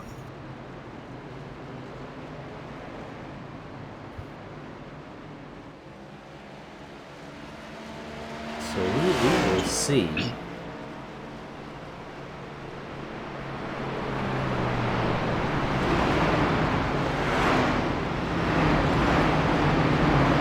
For anyone curious about a game update for the Astros game that was 5-4 after the first inning, it is now 10-5. Who's winning? The Astros. Darn. You love to see it. Well, here we go. Restart with 8 laps to go. 27 cars on the lead lap. Jacob Thornton, the only man 1 lap down. So with 9 laps to go, they shouldn't lap you. Just get out of the way. And if they wad it up, free lucky dog. That's my word of advice for the 31 machine. Filler's 2 down. Will need a lot of help, but he can still help Bowers. They're only a couple car lengths apart. TTSL all over the front. Joshua Perrin has to win. So he's going to be making some moves. We know he likes to get up there and duke it out. So this 22 machine in the last 8 laps is going to be must-see TV. I'm sure of that. Randy Arms given an EOL. Yeah. Yeah. I don't see how you can't. And he'll be the last of 27 cars on the lap. Ready for what could potentially be the final restart of the night. I doubt it, though. If it is, I would genuinely be more shocked than the bell hitting last night. The gong, you mean? Yeah. Bell, gong, Undertaker showing up either way. Yep, here we go, though. Dylan Dreiling, Kyle Ritchie, your front row, 8 laps to go. We're the Geico restart zone, and we are back underway. I feel like, is the Undertaker not a bell? I guess it's a bell. Like, you know, for whom the bell tolls. Yeah, Matt Frady instantly going 3 wide. Nick Sipple in tow. Likes to go with him. Looks like Casey Brown will. Not. Schwartz will. Till so they're... We're going to follow him, I guess. Witness protection program maybe for Sipple after this week? I don't know. But that third lane instantly has a head of steam. Perrin jumps up to get it. They're already up to that second row almost. Your driver's not pushing my driver. Hey, it's 3x3 immediately. We didn't even wait till turn number 4. It's on. Casey Herring. We're 4. Schwartz is... Oh, they're trying to let him back in. And he That's does Kevin drop back Boley in front of Boley. That's going to kill the momentum of that middle line there. And it did. Casey Herring, Sam Hines, and Jake Nippers trying to get it reformed. Here comes Schwartz. Failvich to the middle. Dreiling to second behind Kyle Ritchie. 3x3x3. Row 3 on back. Nippers going to get turned. Huge collision almost for Andrew Tenold. Going to have a caution if he wants his playoff hopes back. That is huge championship implications. He hangs on to it. But out of the pack. William Bowman looking to take advantage somehow, some way. Ooh, Dylan Dreiling, the other Dylan, going up to Big block move in that front of third Matt line. Frady. Was that McClenny under the apron there for a second? I'm not sure about that, but we keep it going. 3, almost 4 wide. Dreiling leads at the line. Coming to 6 laps to go. Sipple leads that third move. Failvich through the middle, and on the bottom, it's Kyle Ritchie. We're trying to sort it out. Scarbo thinking about a 4th line nearly. Freddie taking a peek behind Dreiling. Brown trying to get behind Sipple. Sipple in front of Failvich. Frady in front of Sipple. And Freddie to the lead. Failvich trying to split Dreiling. Ritchie underneath the apron. 4 wide for second. Oh, Sipple not holding that We're yellow 4 line. wide. Dreiling. Hang on to it. There goes Sam Hines further back. Caution is out. Oh, they did not want it. Oh! What are you doing, Ryan? Oh. What the... No, he's done. That card, I think Ryan has a broken toe link. toe link. No, right front's destroyed. So here we go. Nick Sipple up to Dryling. Yeah. Sam Hines comes up and gets the 23. Yeah, Ryan should have broken toe. It was link. broke. That was not intentional. It was completely broke. Yeah. What I don't. Yeah. So Joshua Parent jumps to pit road. His night is done. Ryan Tiller's night is done. This all starts with Sipple. It's a side draft from the 83 initially, I believe. Yeah, no. Well, what are we doing here? The 88 gets into the 83. It sends him down the racetrack. At the same time, the 75's coming up for some reason, so not sure what that was about. That's going to check up everybody. Failvich then goes 4. And then we go further back. Dryling, it's all over the place. Tiller goes up. And Sam Hines is going to get net-coded into Tiller. Up into Bowers. Pinder going to finish off the 14. Parent nowhere to go. I'm confused on how Tiller's toe link breaks here. Is it just the contact with Bowers that does it in? It has to be. Like right after that, it's gone. Yeah, but it's the initial contact between 75 and 83 that splits it up. We go 4 wide in multiple lanes. Ryan's comes up a little bit with net code, and I guess that does it, which is just silly. He absolutely cannot turn the car. I mean, it looks a little more violent than it should have, so maybe it's just, net code being net code, making it worse than it needed to be. Yeah, that's rough. And then let's take a look back a lap before this. Oh, and Tennell was... Oh, did he actually get the left front broken?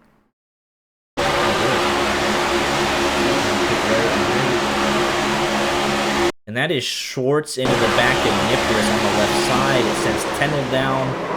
Oh, and that's a toe link. 100%. It has to have been. And then he comes all the way around. And then he goes a lap down, which is just killer for his championship. And Bowman, looking like he might be the last man left below the cut line. Let's show you the points. So out of it, Joshua Parent just towed. Lucas Reed not here. Devin Galvin didn't make it a lap. Michael McElroy multiple laps down. Cody B. Johnson not here. It's Bowman v. Tennell at this point, and Bowman's 3 points behind. Tennell Bowman's 18th, Tennell's 26th, the lap down. Coming to 3 laps to go. I mean, that's the battle right there. Tennell's going to have to hope that somebody else has even worse problems than him.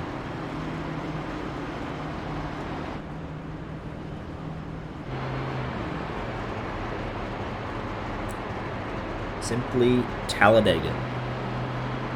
Talladega. So it looks like, yeah, we'll be getting the green-white checkered here. Matt Frady, your leader, an independent driver with 2 top 10s in the first 7 races, trying to close out the regular season with a win, his first ever in ARS.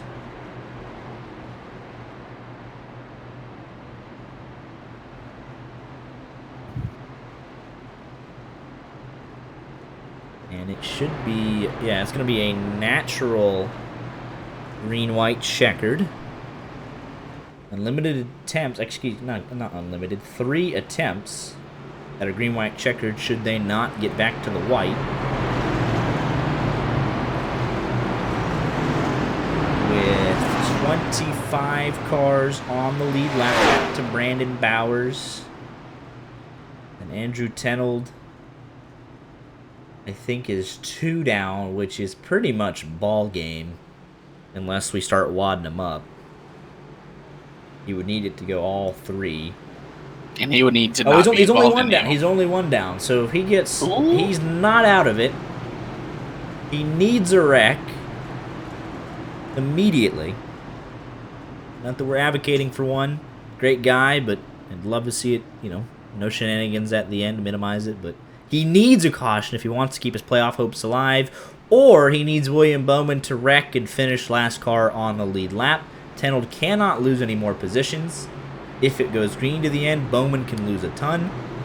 Fillers needs it to max out on 3 green-white checkered attempts to even get back on the lead lap. Everyone below that is irrelevant at this point. So 27 cars left, 25 with a shot to win it at the moment.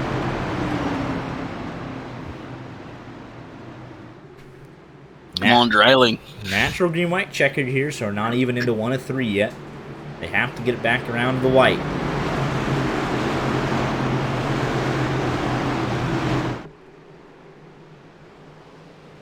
Pace car makes the gradual left-hand turn. Matt Frady and Casey Brown, your front row. Neither of them have won this season. Neither has Nick Sipple or Scarbo. In row number 2 behind them. Could very well be looking at a first-time winner this season. And we're back underway. Big jump on that inside restart line. For the 40 and the 75. Felvich absolutely caught napping. But he'll hop up behind his teammate. That could have been by design.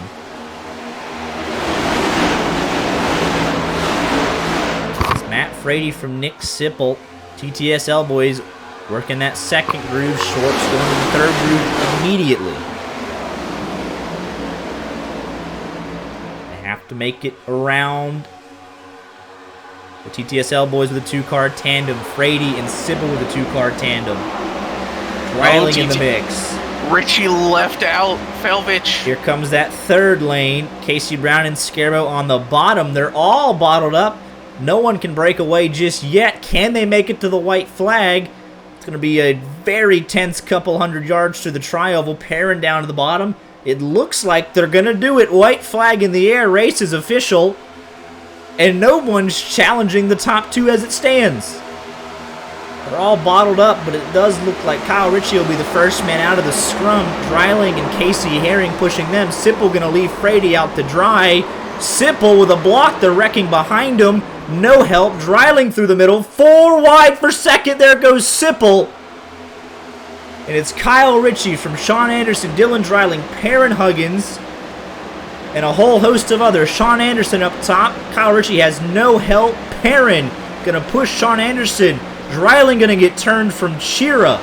Coming down, final time through the tri-oval. Wrecking big behind him. Perrin Huggins going to look high, going to look low. But he's going to run out of time. It's Sean Anderson getting the win. Rudick called it? Rudick got it. He said Sean Anderson was winning the race, and he did. And there's just chaos throughout this field. And we're still racing. CMS blocking each other to the line. Hey, I'd put you in the wall for 20th. And look, and how about this, though? Honestly, very cool. Brandon French and William Bowman. And I just realized it. I said that Bowman would have to have a disaster to be knocked out, and that's exactly what he had happen. Tenold 25th, Bowman tentatively 24th, 3rd, 4th, and he's not going to be able to make it back. And he's stuck, so he'll get 24th once French passes him. I don't know. But either way, Sean Anderson, you're a winner. A lot to unpack on the white flag, so let's get right to it.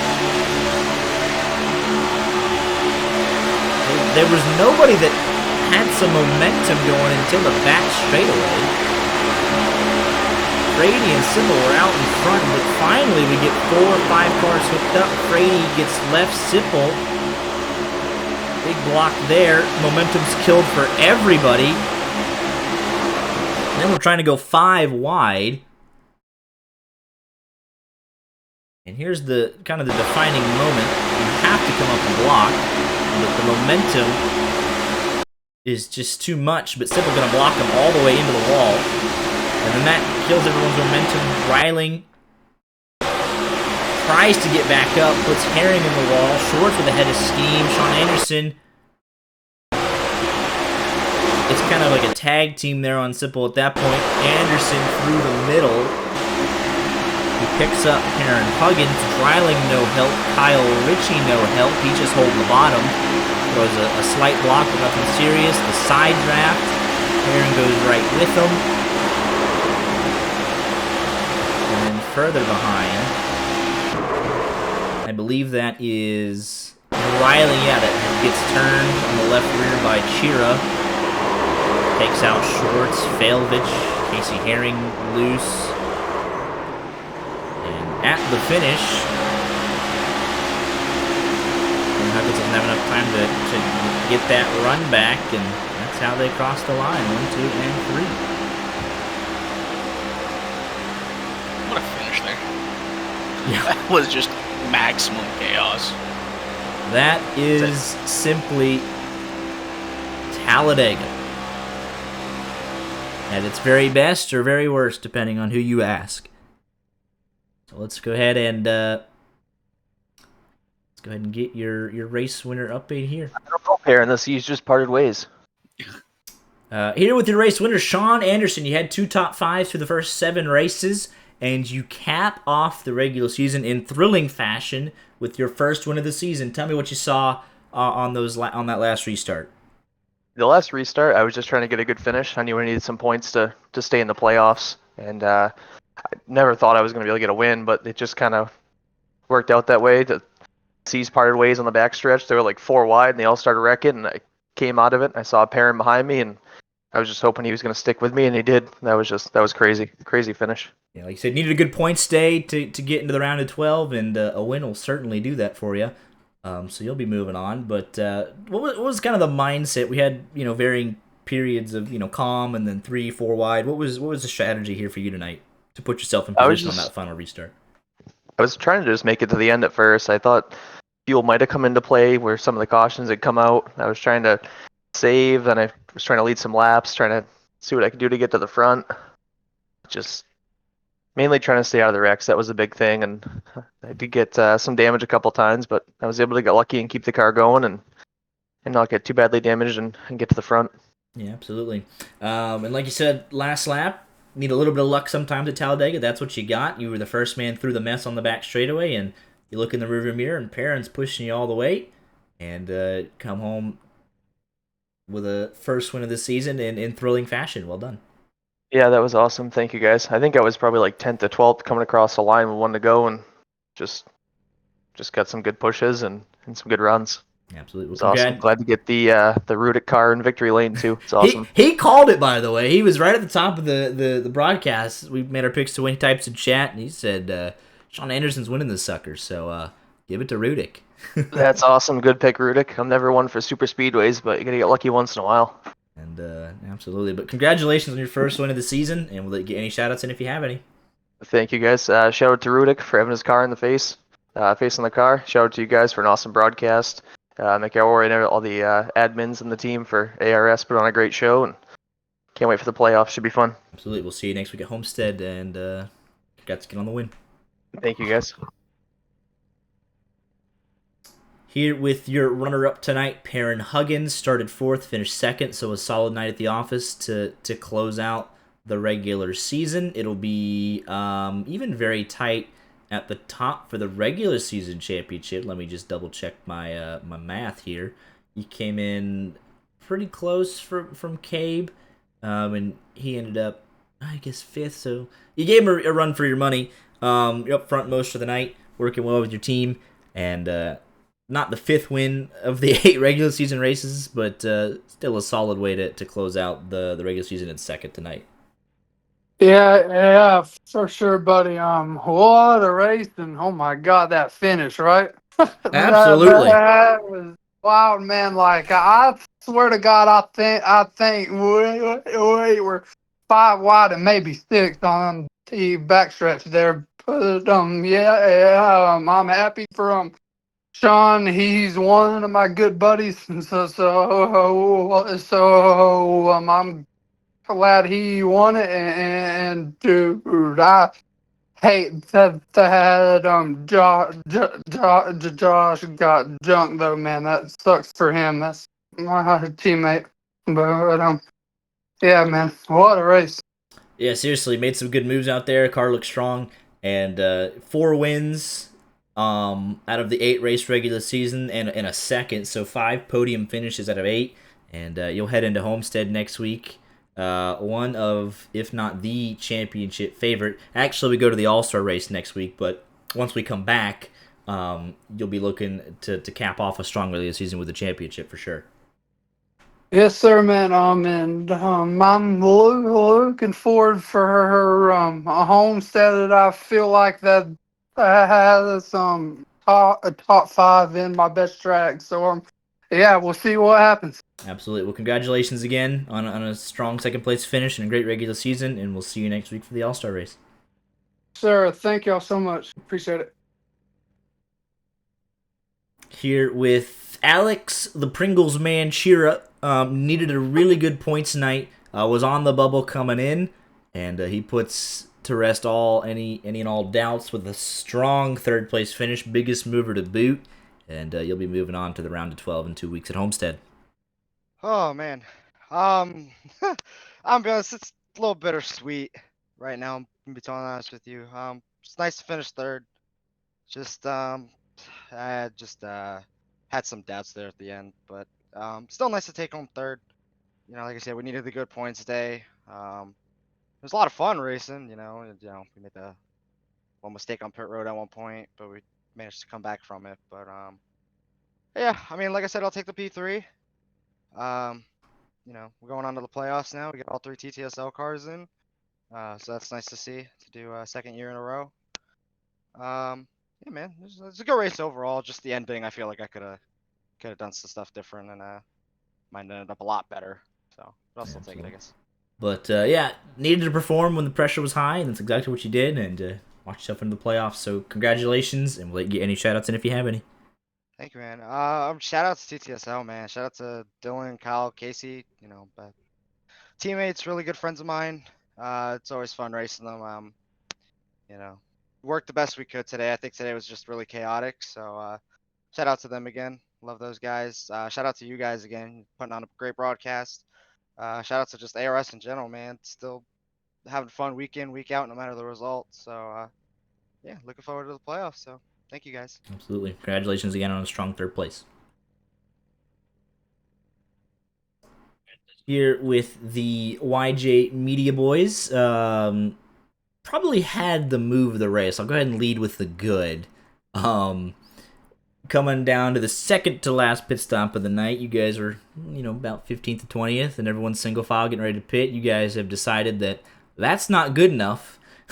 You guys get in a 4-car quartet, and you go 1 through 4 right before that pit stop. So that was really good to see.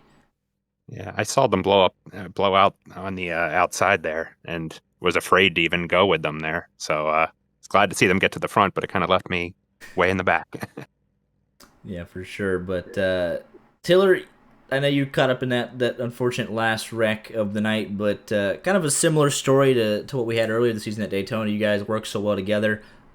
Just for whatever reason, can't shake those demons towards the end of the race, and the magnets are just too strong, and I got some torn-up race cars limping back home. I don't know if you say magnets or demons. I'd take the plural, or I'd make it singular. But no, it always seems to be somebody else's unfortunate circumstance that we try to avoid, and then it just blows up when we try to go around it. I don't know. Everybody was like, I didn't know you used brakes on super speedway, but there were a couple cars that were just hitting the brakes, and I'm surprised we weren't wrecking earlier, honestly. With the amount of stupidity in cutting into the single lane chain that was going on, I can't believe we didn't have any more wrecks than we did.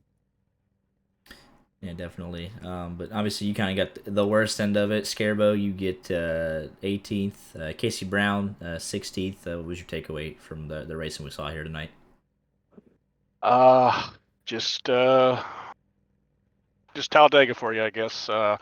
Yeah, I really enjoyed that when we got to the front there because I was afraid we were going to get too far back, and I was just like, hell with it, we got to go.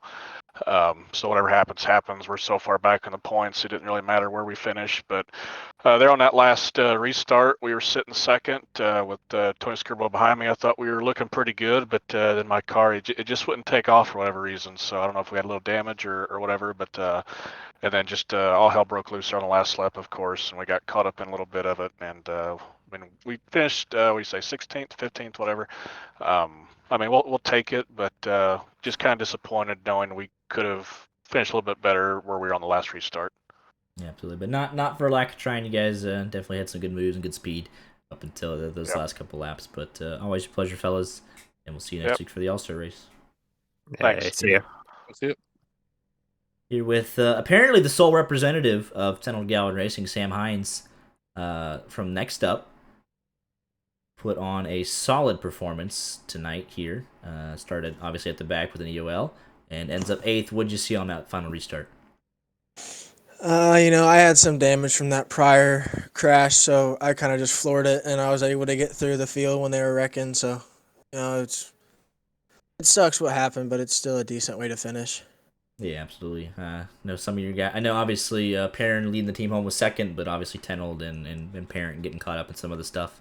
So kind of a mixed bag here and there with the results, but at least for you, continuing to build some momentum when you can get called up to the next gen series. Yeah, absolutely. It sucked. Today was kind of my goal was kind of to help Tenold and Josh as much as I could, so it didn't turn out to be for the team tonight like we thought it would. Yeah, but not for lack of trying, though. You guys had some good moves, controlled the race at times. Definitely, you work well together on these plate tracks for sure. So, head to the All-Star race and just go hunt for some wins the rest of the way. Yeah, absolutely. Absolutely. Well, pleasure for your time, and see you guys next week. See you. Come on, Casey. I get off of Casey. Yeah, Hi. Hello. Hello. With the rest of the TTSL boys, very good moves out there tonight. Knew you would work well together. Failovich, you were my pick to win. I'm not holding it against you that you finished 11th. It happens. It happens. I get it. I understand. But Pringle Man leads you home tonight with the best result for the team. Yourself in 11th. Then Casey. So. I feel yeah. We forget about you play tracks. It's okay. Yeah, we were talking about it. We didn't have the privilege of getting lined up right, but we had a good shot on that restart once we had 4 out of 5 cars in a row, and then someone threw it off because there's a block that was thrown that it just killed me and Kyle, but it if you throw the block, you gotta at least stick to the middle, and that just gave everyone else a big run, and we couldn't get back. We could never get it back. Yeah, so I'll be completely. My eyes failed me there, Kyle. Actually, you did actually lead second best, 4th tonight for the TTSL boys. So good result there. My apologies. You were leading into 4, Kyle. Just had no help. It was entirely kind of separated behind you. Yeah, they decided they all wanted to wreck coming off 2, and when that happened, I knew I was getting screwed because there was way too big of a gap, and I tried all I could, except my inexperience in plate racing screwed me over a little bit. I mean, you could have just wrecked them, but you didn't. Yeah, so but I'm not that yeah, driver. I'm not Ross Chastain or Corey LaJoie, All right. But that's what I noticed on that final restart, and that you guys were all pretty close together, and then like almost immediately we had that block, and everybody was just kind of bottlenecked, and it kind of no one had like a clear shot at the leaders until everyone wrecked, and then it's after that it was too late. If it wasn't for that block, then I think it was Casey. I don't know, not Casey, not my Casey.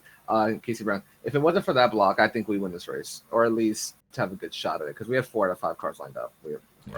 You were there at the end. You worked well together for the previous 86, 87 laps. The pit entry, though, I know. My throttle hung. I'm sorry. My throttle hung. I'm sorry. It's the TTSL way, all right. It was pretty entertaining, though. I'm like, man, they're pitting 1 through 4. Oh, they completely blew it, every single one of them. I was like, how about that? I'm glad to say I didn't. I was too busy watching Dylan and Alex. It was pretty. It was so good though, because you literally were coming in 1 through 5, and it's like, oh, this is gonna be. Can they get hooked back up? And it's like, oh, Dylan spun in the pit lane. 2 of you sped. It's like, well, never mind. See, what had happened was I was pitting, and then I was like, you know what? Let me make sure I don't overshoot my mark. And I was looking at my mirror to make sure I wouldn't have to move over somebody coming in too hot. I was the one coming in too hot. So I got to once I hit third gear, I'm like, oh, we're not stopping, we're not making this.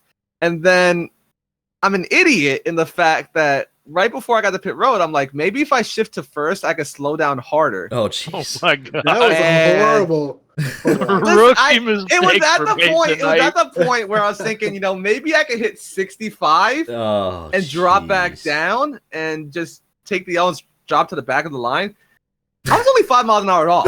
If I had 5 less miles an hour, I'm making that work. But yeah, I pulled my inner Wyatt, Candy Corn, Garrett pit entry. Oh, there we go. But nevertheless, fellas, you worked well despite the pit road instance. You were there at the end. You got all 3 cars in the playoffs, so yeah, pretty good regular season for you guys. Yeah, next week, next race, we're gonna all run the wall. Hey, where are we running next week? Wait, we're going to Homestead, right? We're going to the All-Star race next week, fellas. Well, yeah, but after the All-Star race, Homestead is the first race. Yeah, we're gonna see if we can't repeat there. All right, so we're gonna have Kyle drive away from everybody. I'm gonna be 15 seconds back of him. Probably still finish only 1 spot behind him. All right, it's gonna be another one of those races where I finish 1 spot behind Kyle, but instead of being 2 seconds back, I'm gonna be 17 seconds back. There you go. Well, looking forward to it, fellas. Great race, and we'll see you all next week for the All-Star race. All right, thank you. Sounds last week. Hello. Oh, yeah, it's probably not a good place for you, man. Not a good place for me? I'm just kidding, man. What's up? In the Innovation Station, got Chris Pinder, Kevin Boley, Daniel Pendergrass, William Bowman. You kind of had this same CMS strategy working, just be there at the end, and most of you were there at the end. And just the magnets were too strong to overcome and still got caught up in other people's mess. Yeah, it happens. It's vintage Talladega. Well, I'm proud of myself. I was in every wreck tonight. But Max, correct me if I'm wrong. Have you seen Super Saturdays? I have seen Super Saturdays. I've participated. That's what it felt like. That's what I'm saying. Yeah. Survive it and then dead at the end. Yeah, I mean, it wasn't. I've seen some Super Saturday races. I mean, it wasn't that bad. No, there was some fun racing. There was sure. there was some good racing. You guys were getting up there. You guys were getting Pinder. I just gotta. You were with McElroy, and you guys had to wreck each other coming out of the pits. You guys were getting ready to come take the lead potentially. That was for the lead, and McElroy gave me a big bump. Then I think Travis hit McElroy when I was still loose from the last bump. And he pushed the pusher. Yeah, there was no saving that car at that point. Man, y'all, at that moment, I was like, all right, they're in contention. Y'all set up, and then we saw that lead, and we got fucking excited. All 3 of us just held it to the floor. Language. I was minus 2. No, I'm just kidding. It's fine. It's fine. It's all fine. But Kevin Boley, I'm not in the playoffs. You do lead home the CMS effort tonight, 9th place, plus 23. So a solid night for you. Yep, got lucky, kept her clean. Yeah, that's what you got to do sometimes. But yeah, let me take a look here at the standings. That should be enough to keep you in the playoffs, sir. It's gonna come down to the penalty points. It's gonna be close. I think he'll be good. Don't quote me on that, but I think he's good. You got one of your cars in the playoffs, so. Well, we're going for 2. Bowman might be. Yeah, we're hoping Bowman made it. Oh right, yeah. That is gonna be super stinking close. On the cusp, but I'm not sure if I'll be in that. there or not. I will take fault for that though, because I know 10 was stuck a lap down, and I was like, the only way it gets close is if Bowman finishes 2 spots ahead of him, and of course you get wrecked to finish 2 spots ahead of him. So, my apologies for that. But that's why we had that's why we had French push him at the end, because we're like, come on, French, help him out. I did see that. It'll be very close one way or the other. Penalty points. You both got wrecked out, so it's just gonna be like fingers crossed, and we'll see. 0x on this guy. That's impressive. Yeah, well done. I think we should just give you the win for that one, to be honest. Yeah, I had 24 of those boys. Almost said something else. Man, Damn it. that was wild. But always a pleasure, fellas. We get an all-star race next week for some fun. And then we're Yeah, we'll see you the week after. Yeah. All right, fellas. Y'all have a good one. So hold on, time out. Yeah, you too, Pender, bud. you haven't asked what's for dinner in like 6 weeks. Well, you don't show up on Tuesday Like nights 6 anymore. That months. was a Tuesday night question, but I guess you're too good for us now. But oh well. I'm just not good in Xfinity cars. I love that group. I love racing that, but I'm really bad in those cars. Fair enough. I feel it. I'll go ahead and answer the question though, since it was brought up. I had tacos tonight. I'll go ahead and get that. Yum. Very There good. you go. Thank you. And a big old ribeye with mushrooms and onions. Ooh, good stuff. I did mojo pork with black beans and rice. Yeah, screw you guys. I was lazy and went to KFC. That don't sound bad either, though. Hey, listen, I get some bucket of chicken now. KFC Popeye. It was pretty dang good. There you go. Give me some of that macaroni salad, processed Macaroni garbage. salad? What? You never got the KFC macaroni salad? It's amazing. To be fair, that's not what I go. That's not what I go to Yeah, that's KFC a for. To be Canadian fair. thing. Yeah. Maybe it is a Canadian thing. Oh, Yeah, we don't have it at ours. I miss these You conversations. guys probably have real chicken too. Nothing down here. Yeah, it is real chicken. All right, fellas. Always a pleasure. We'll see you next week at the All-Star race. All right, Max, take it easy. Appreciate you guys, man. All right, what'd you have for dinner tonight? They finally remembered to ask us that question again. Andy's not here. I am here, brother. I just was muted because I'm dumb. I woke up at 7 o'clock. I haven't had dinner yet. I took me a little nap, midday nap. Last thing I had to eat was leftover pancakes. Oh, I love some pancakes. And that was like noon. Oh, jeez. So you're going to get dinner after this. Maybe. But here are the official race results for the East Coast Outlaws Talladega 240. We finished in regulation, so mad props to everyone there. Sean Anderson, your winner over Perrin Huggins by 900ths of a second. Alex Shear rounds out your podium. Had 6 cars in contention at the end. Everyone else wrecked. Underrated result here for Jake Nipris. His first top 10 in the next 10 series. Sam Hines back-to-back top 10s from the next up.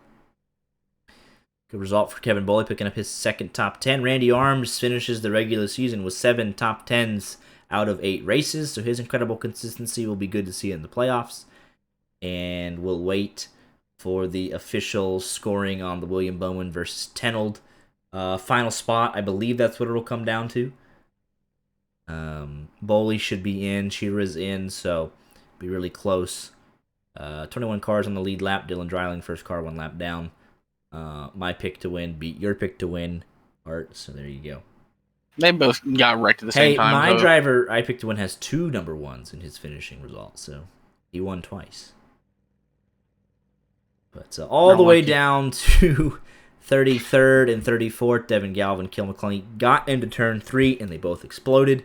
Didn't even get to finish a lap. Brandon Richard pulled off. Still not sure what happened to him. And Pendergrass, broken toe link just before halfway, put his car behind the wall.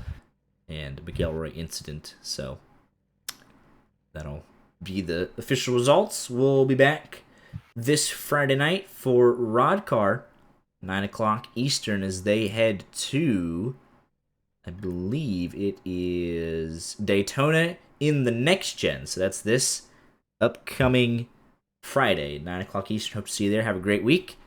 We'll see you on Friday.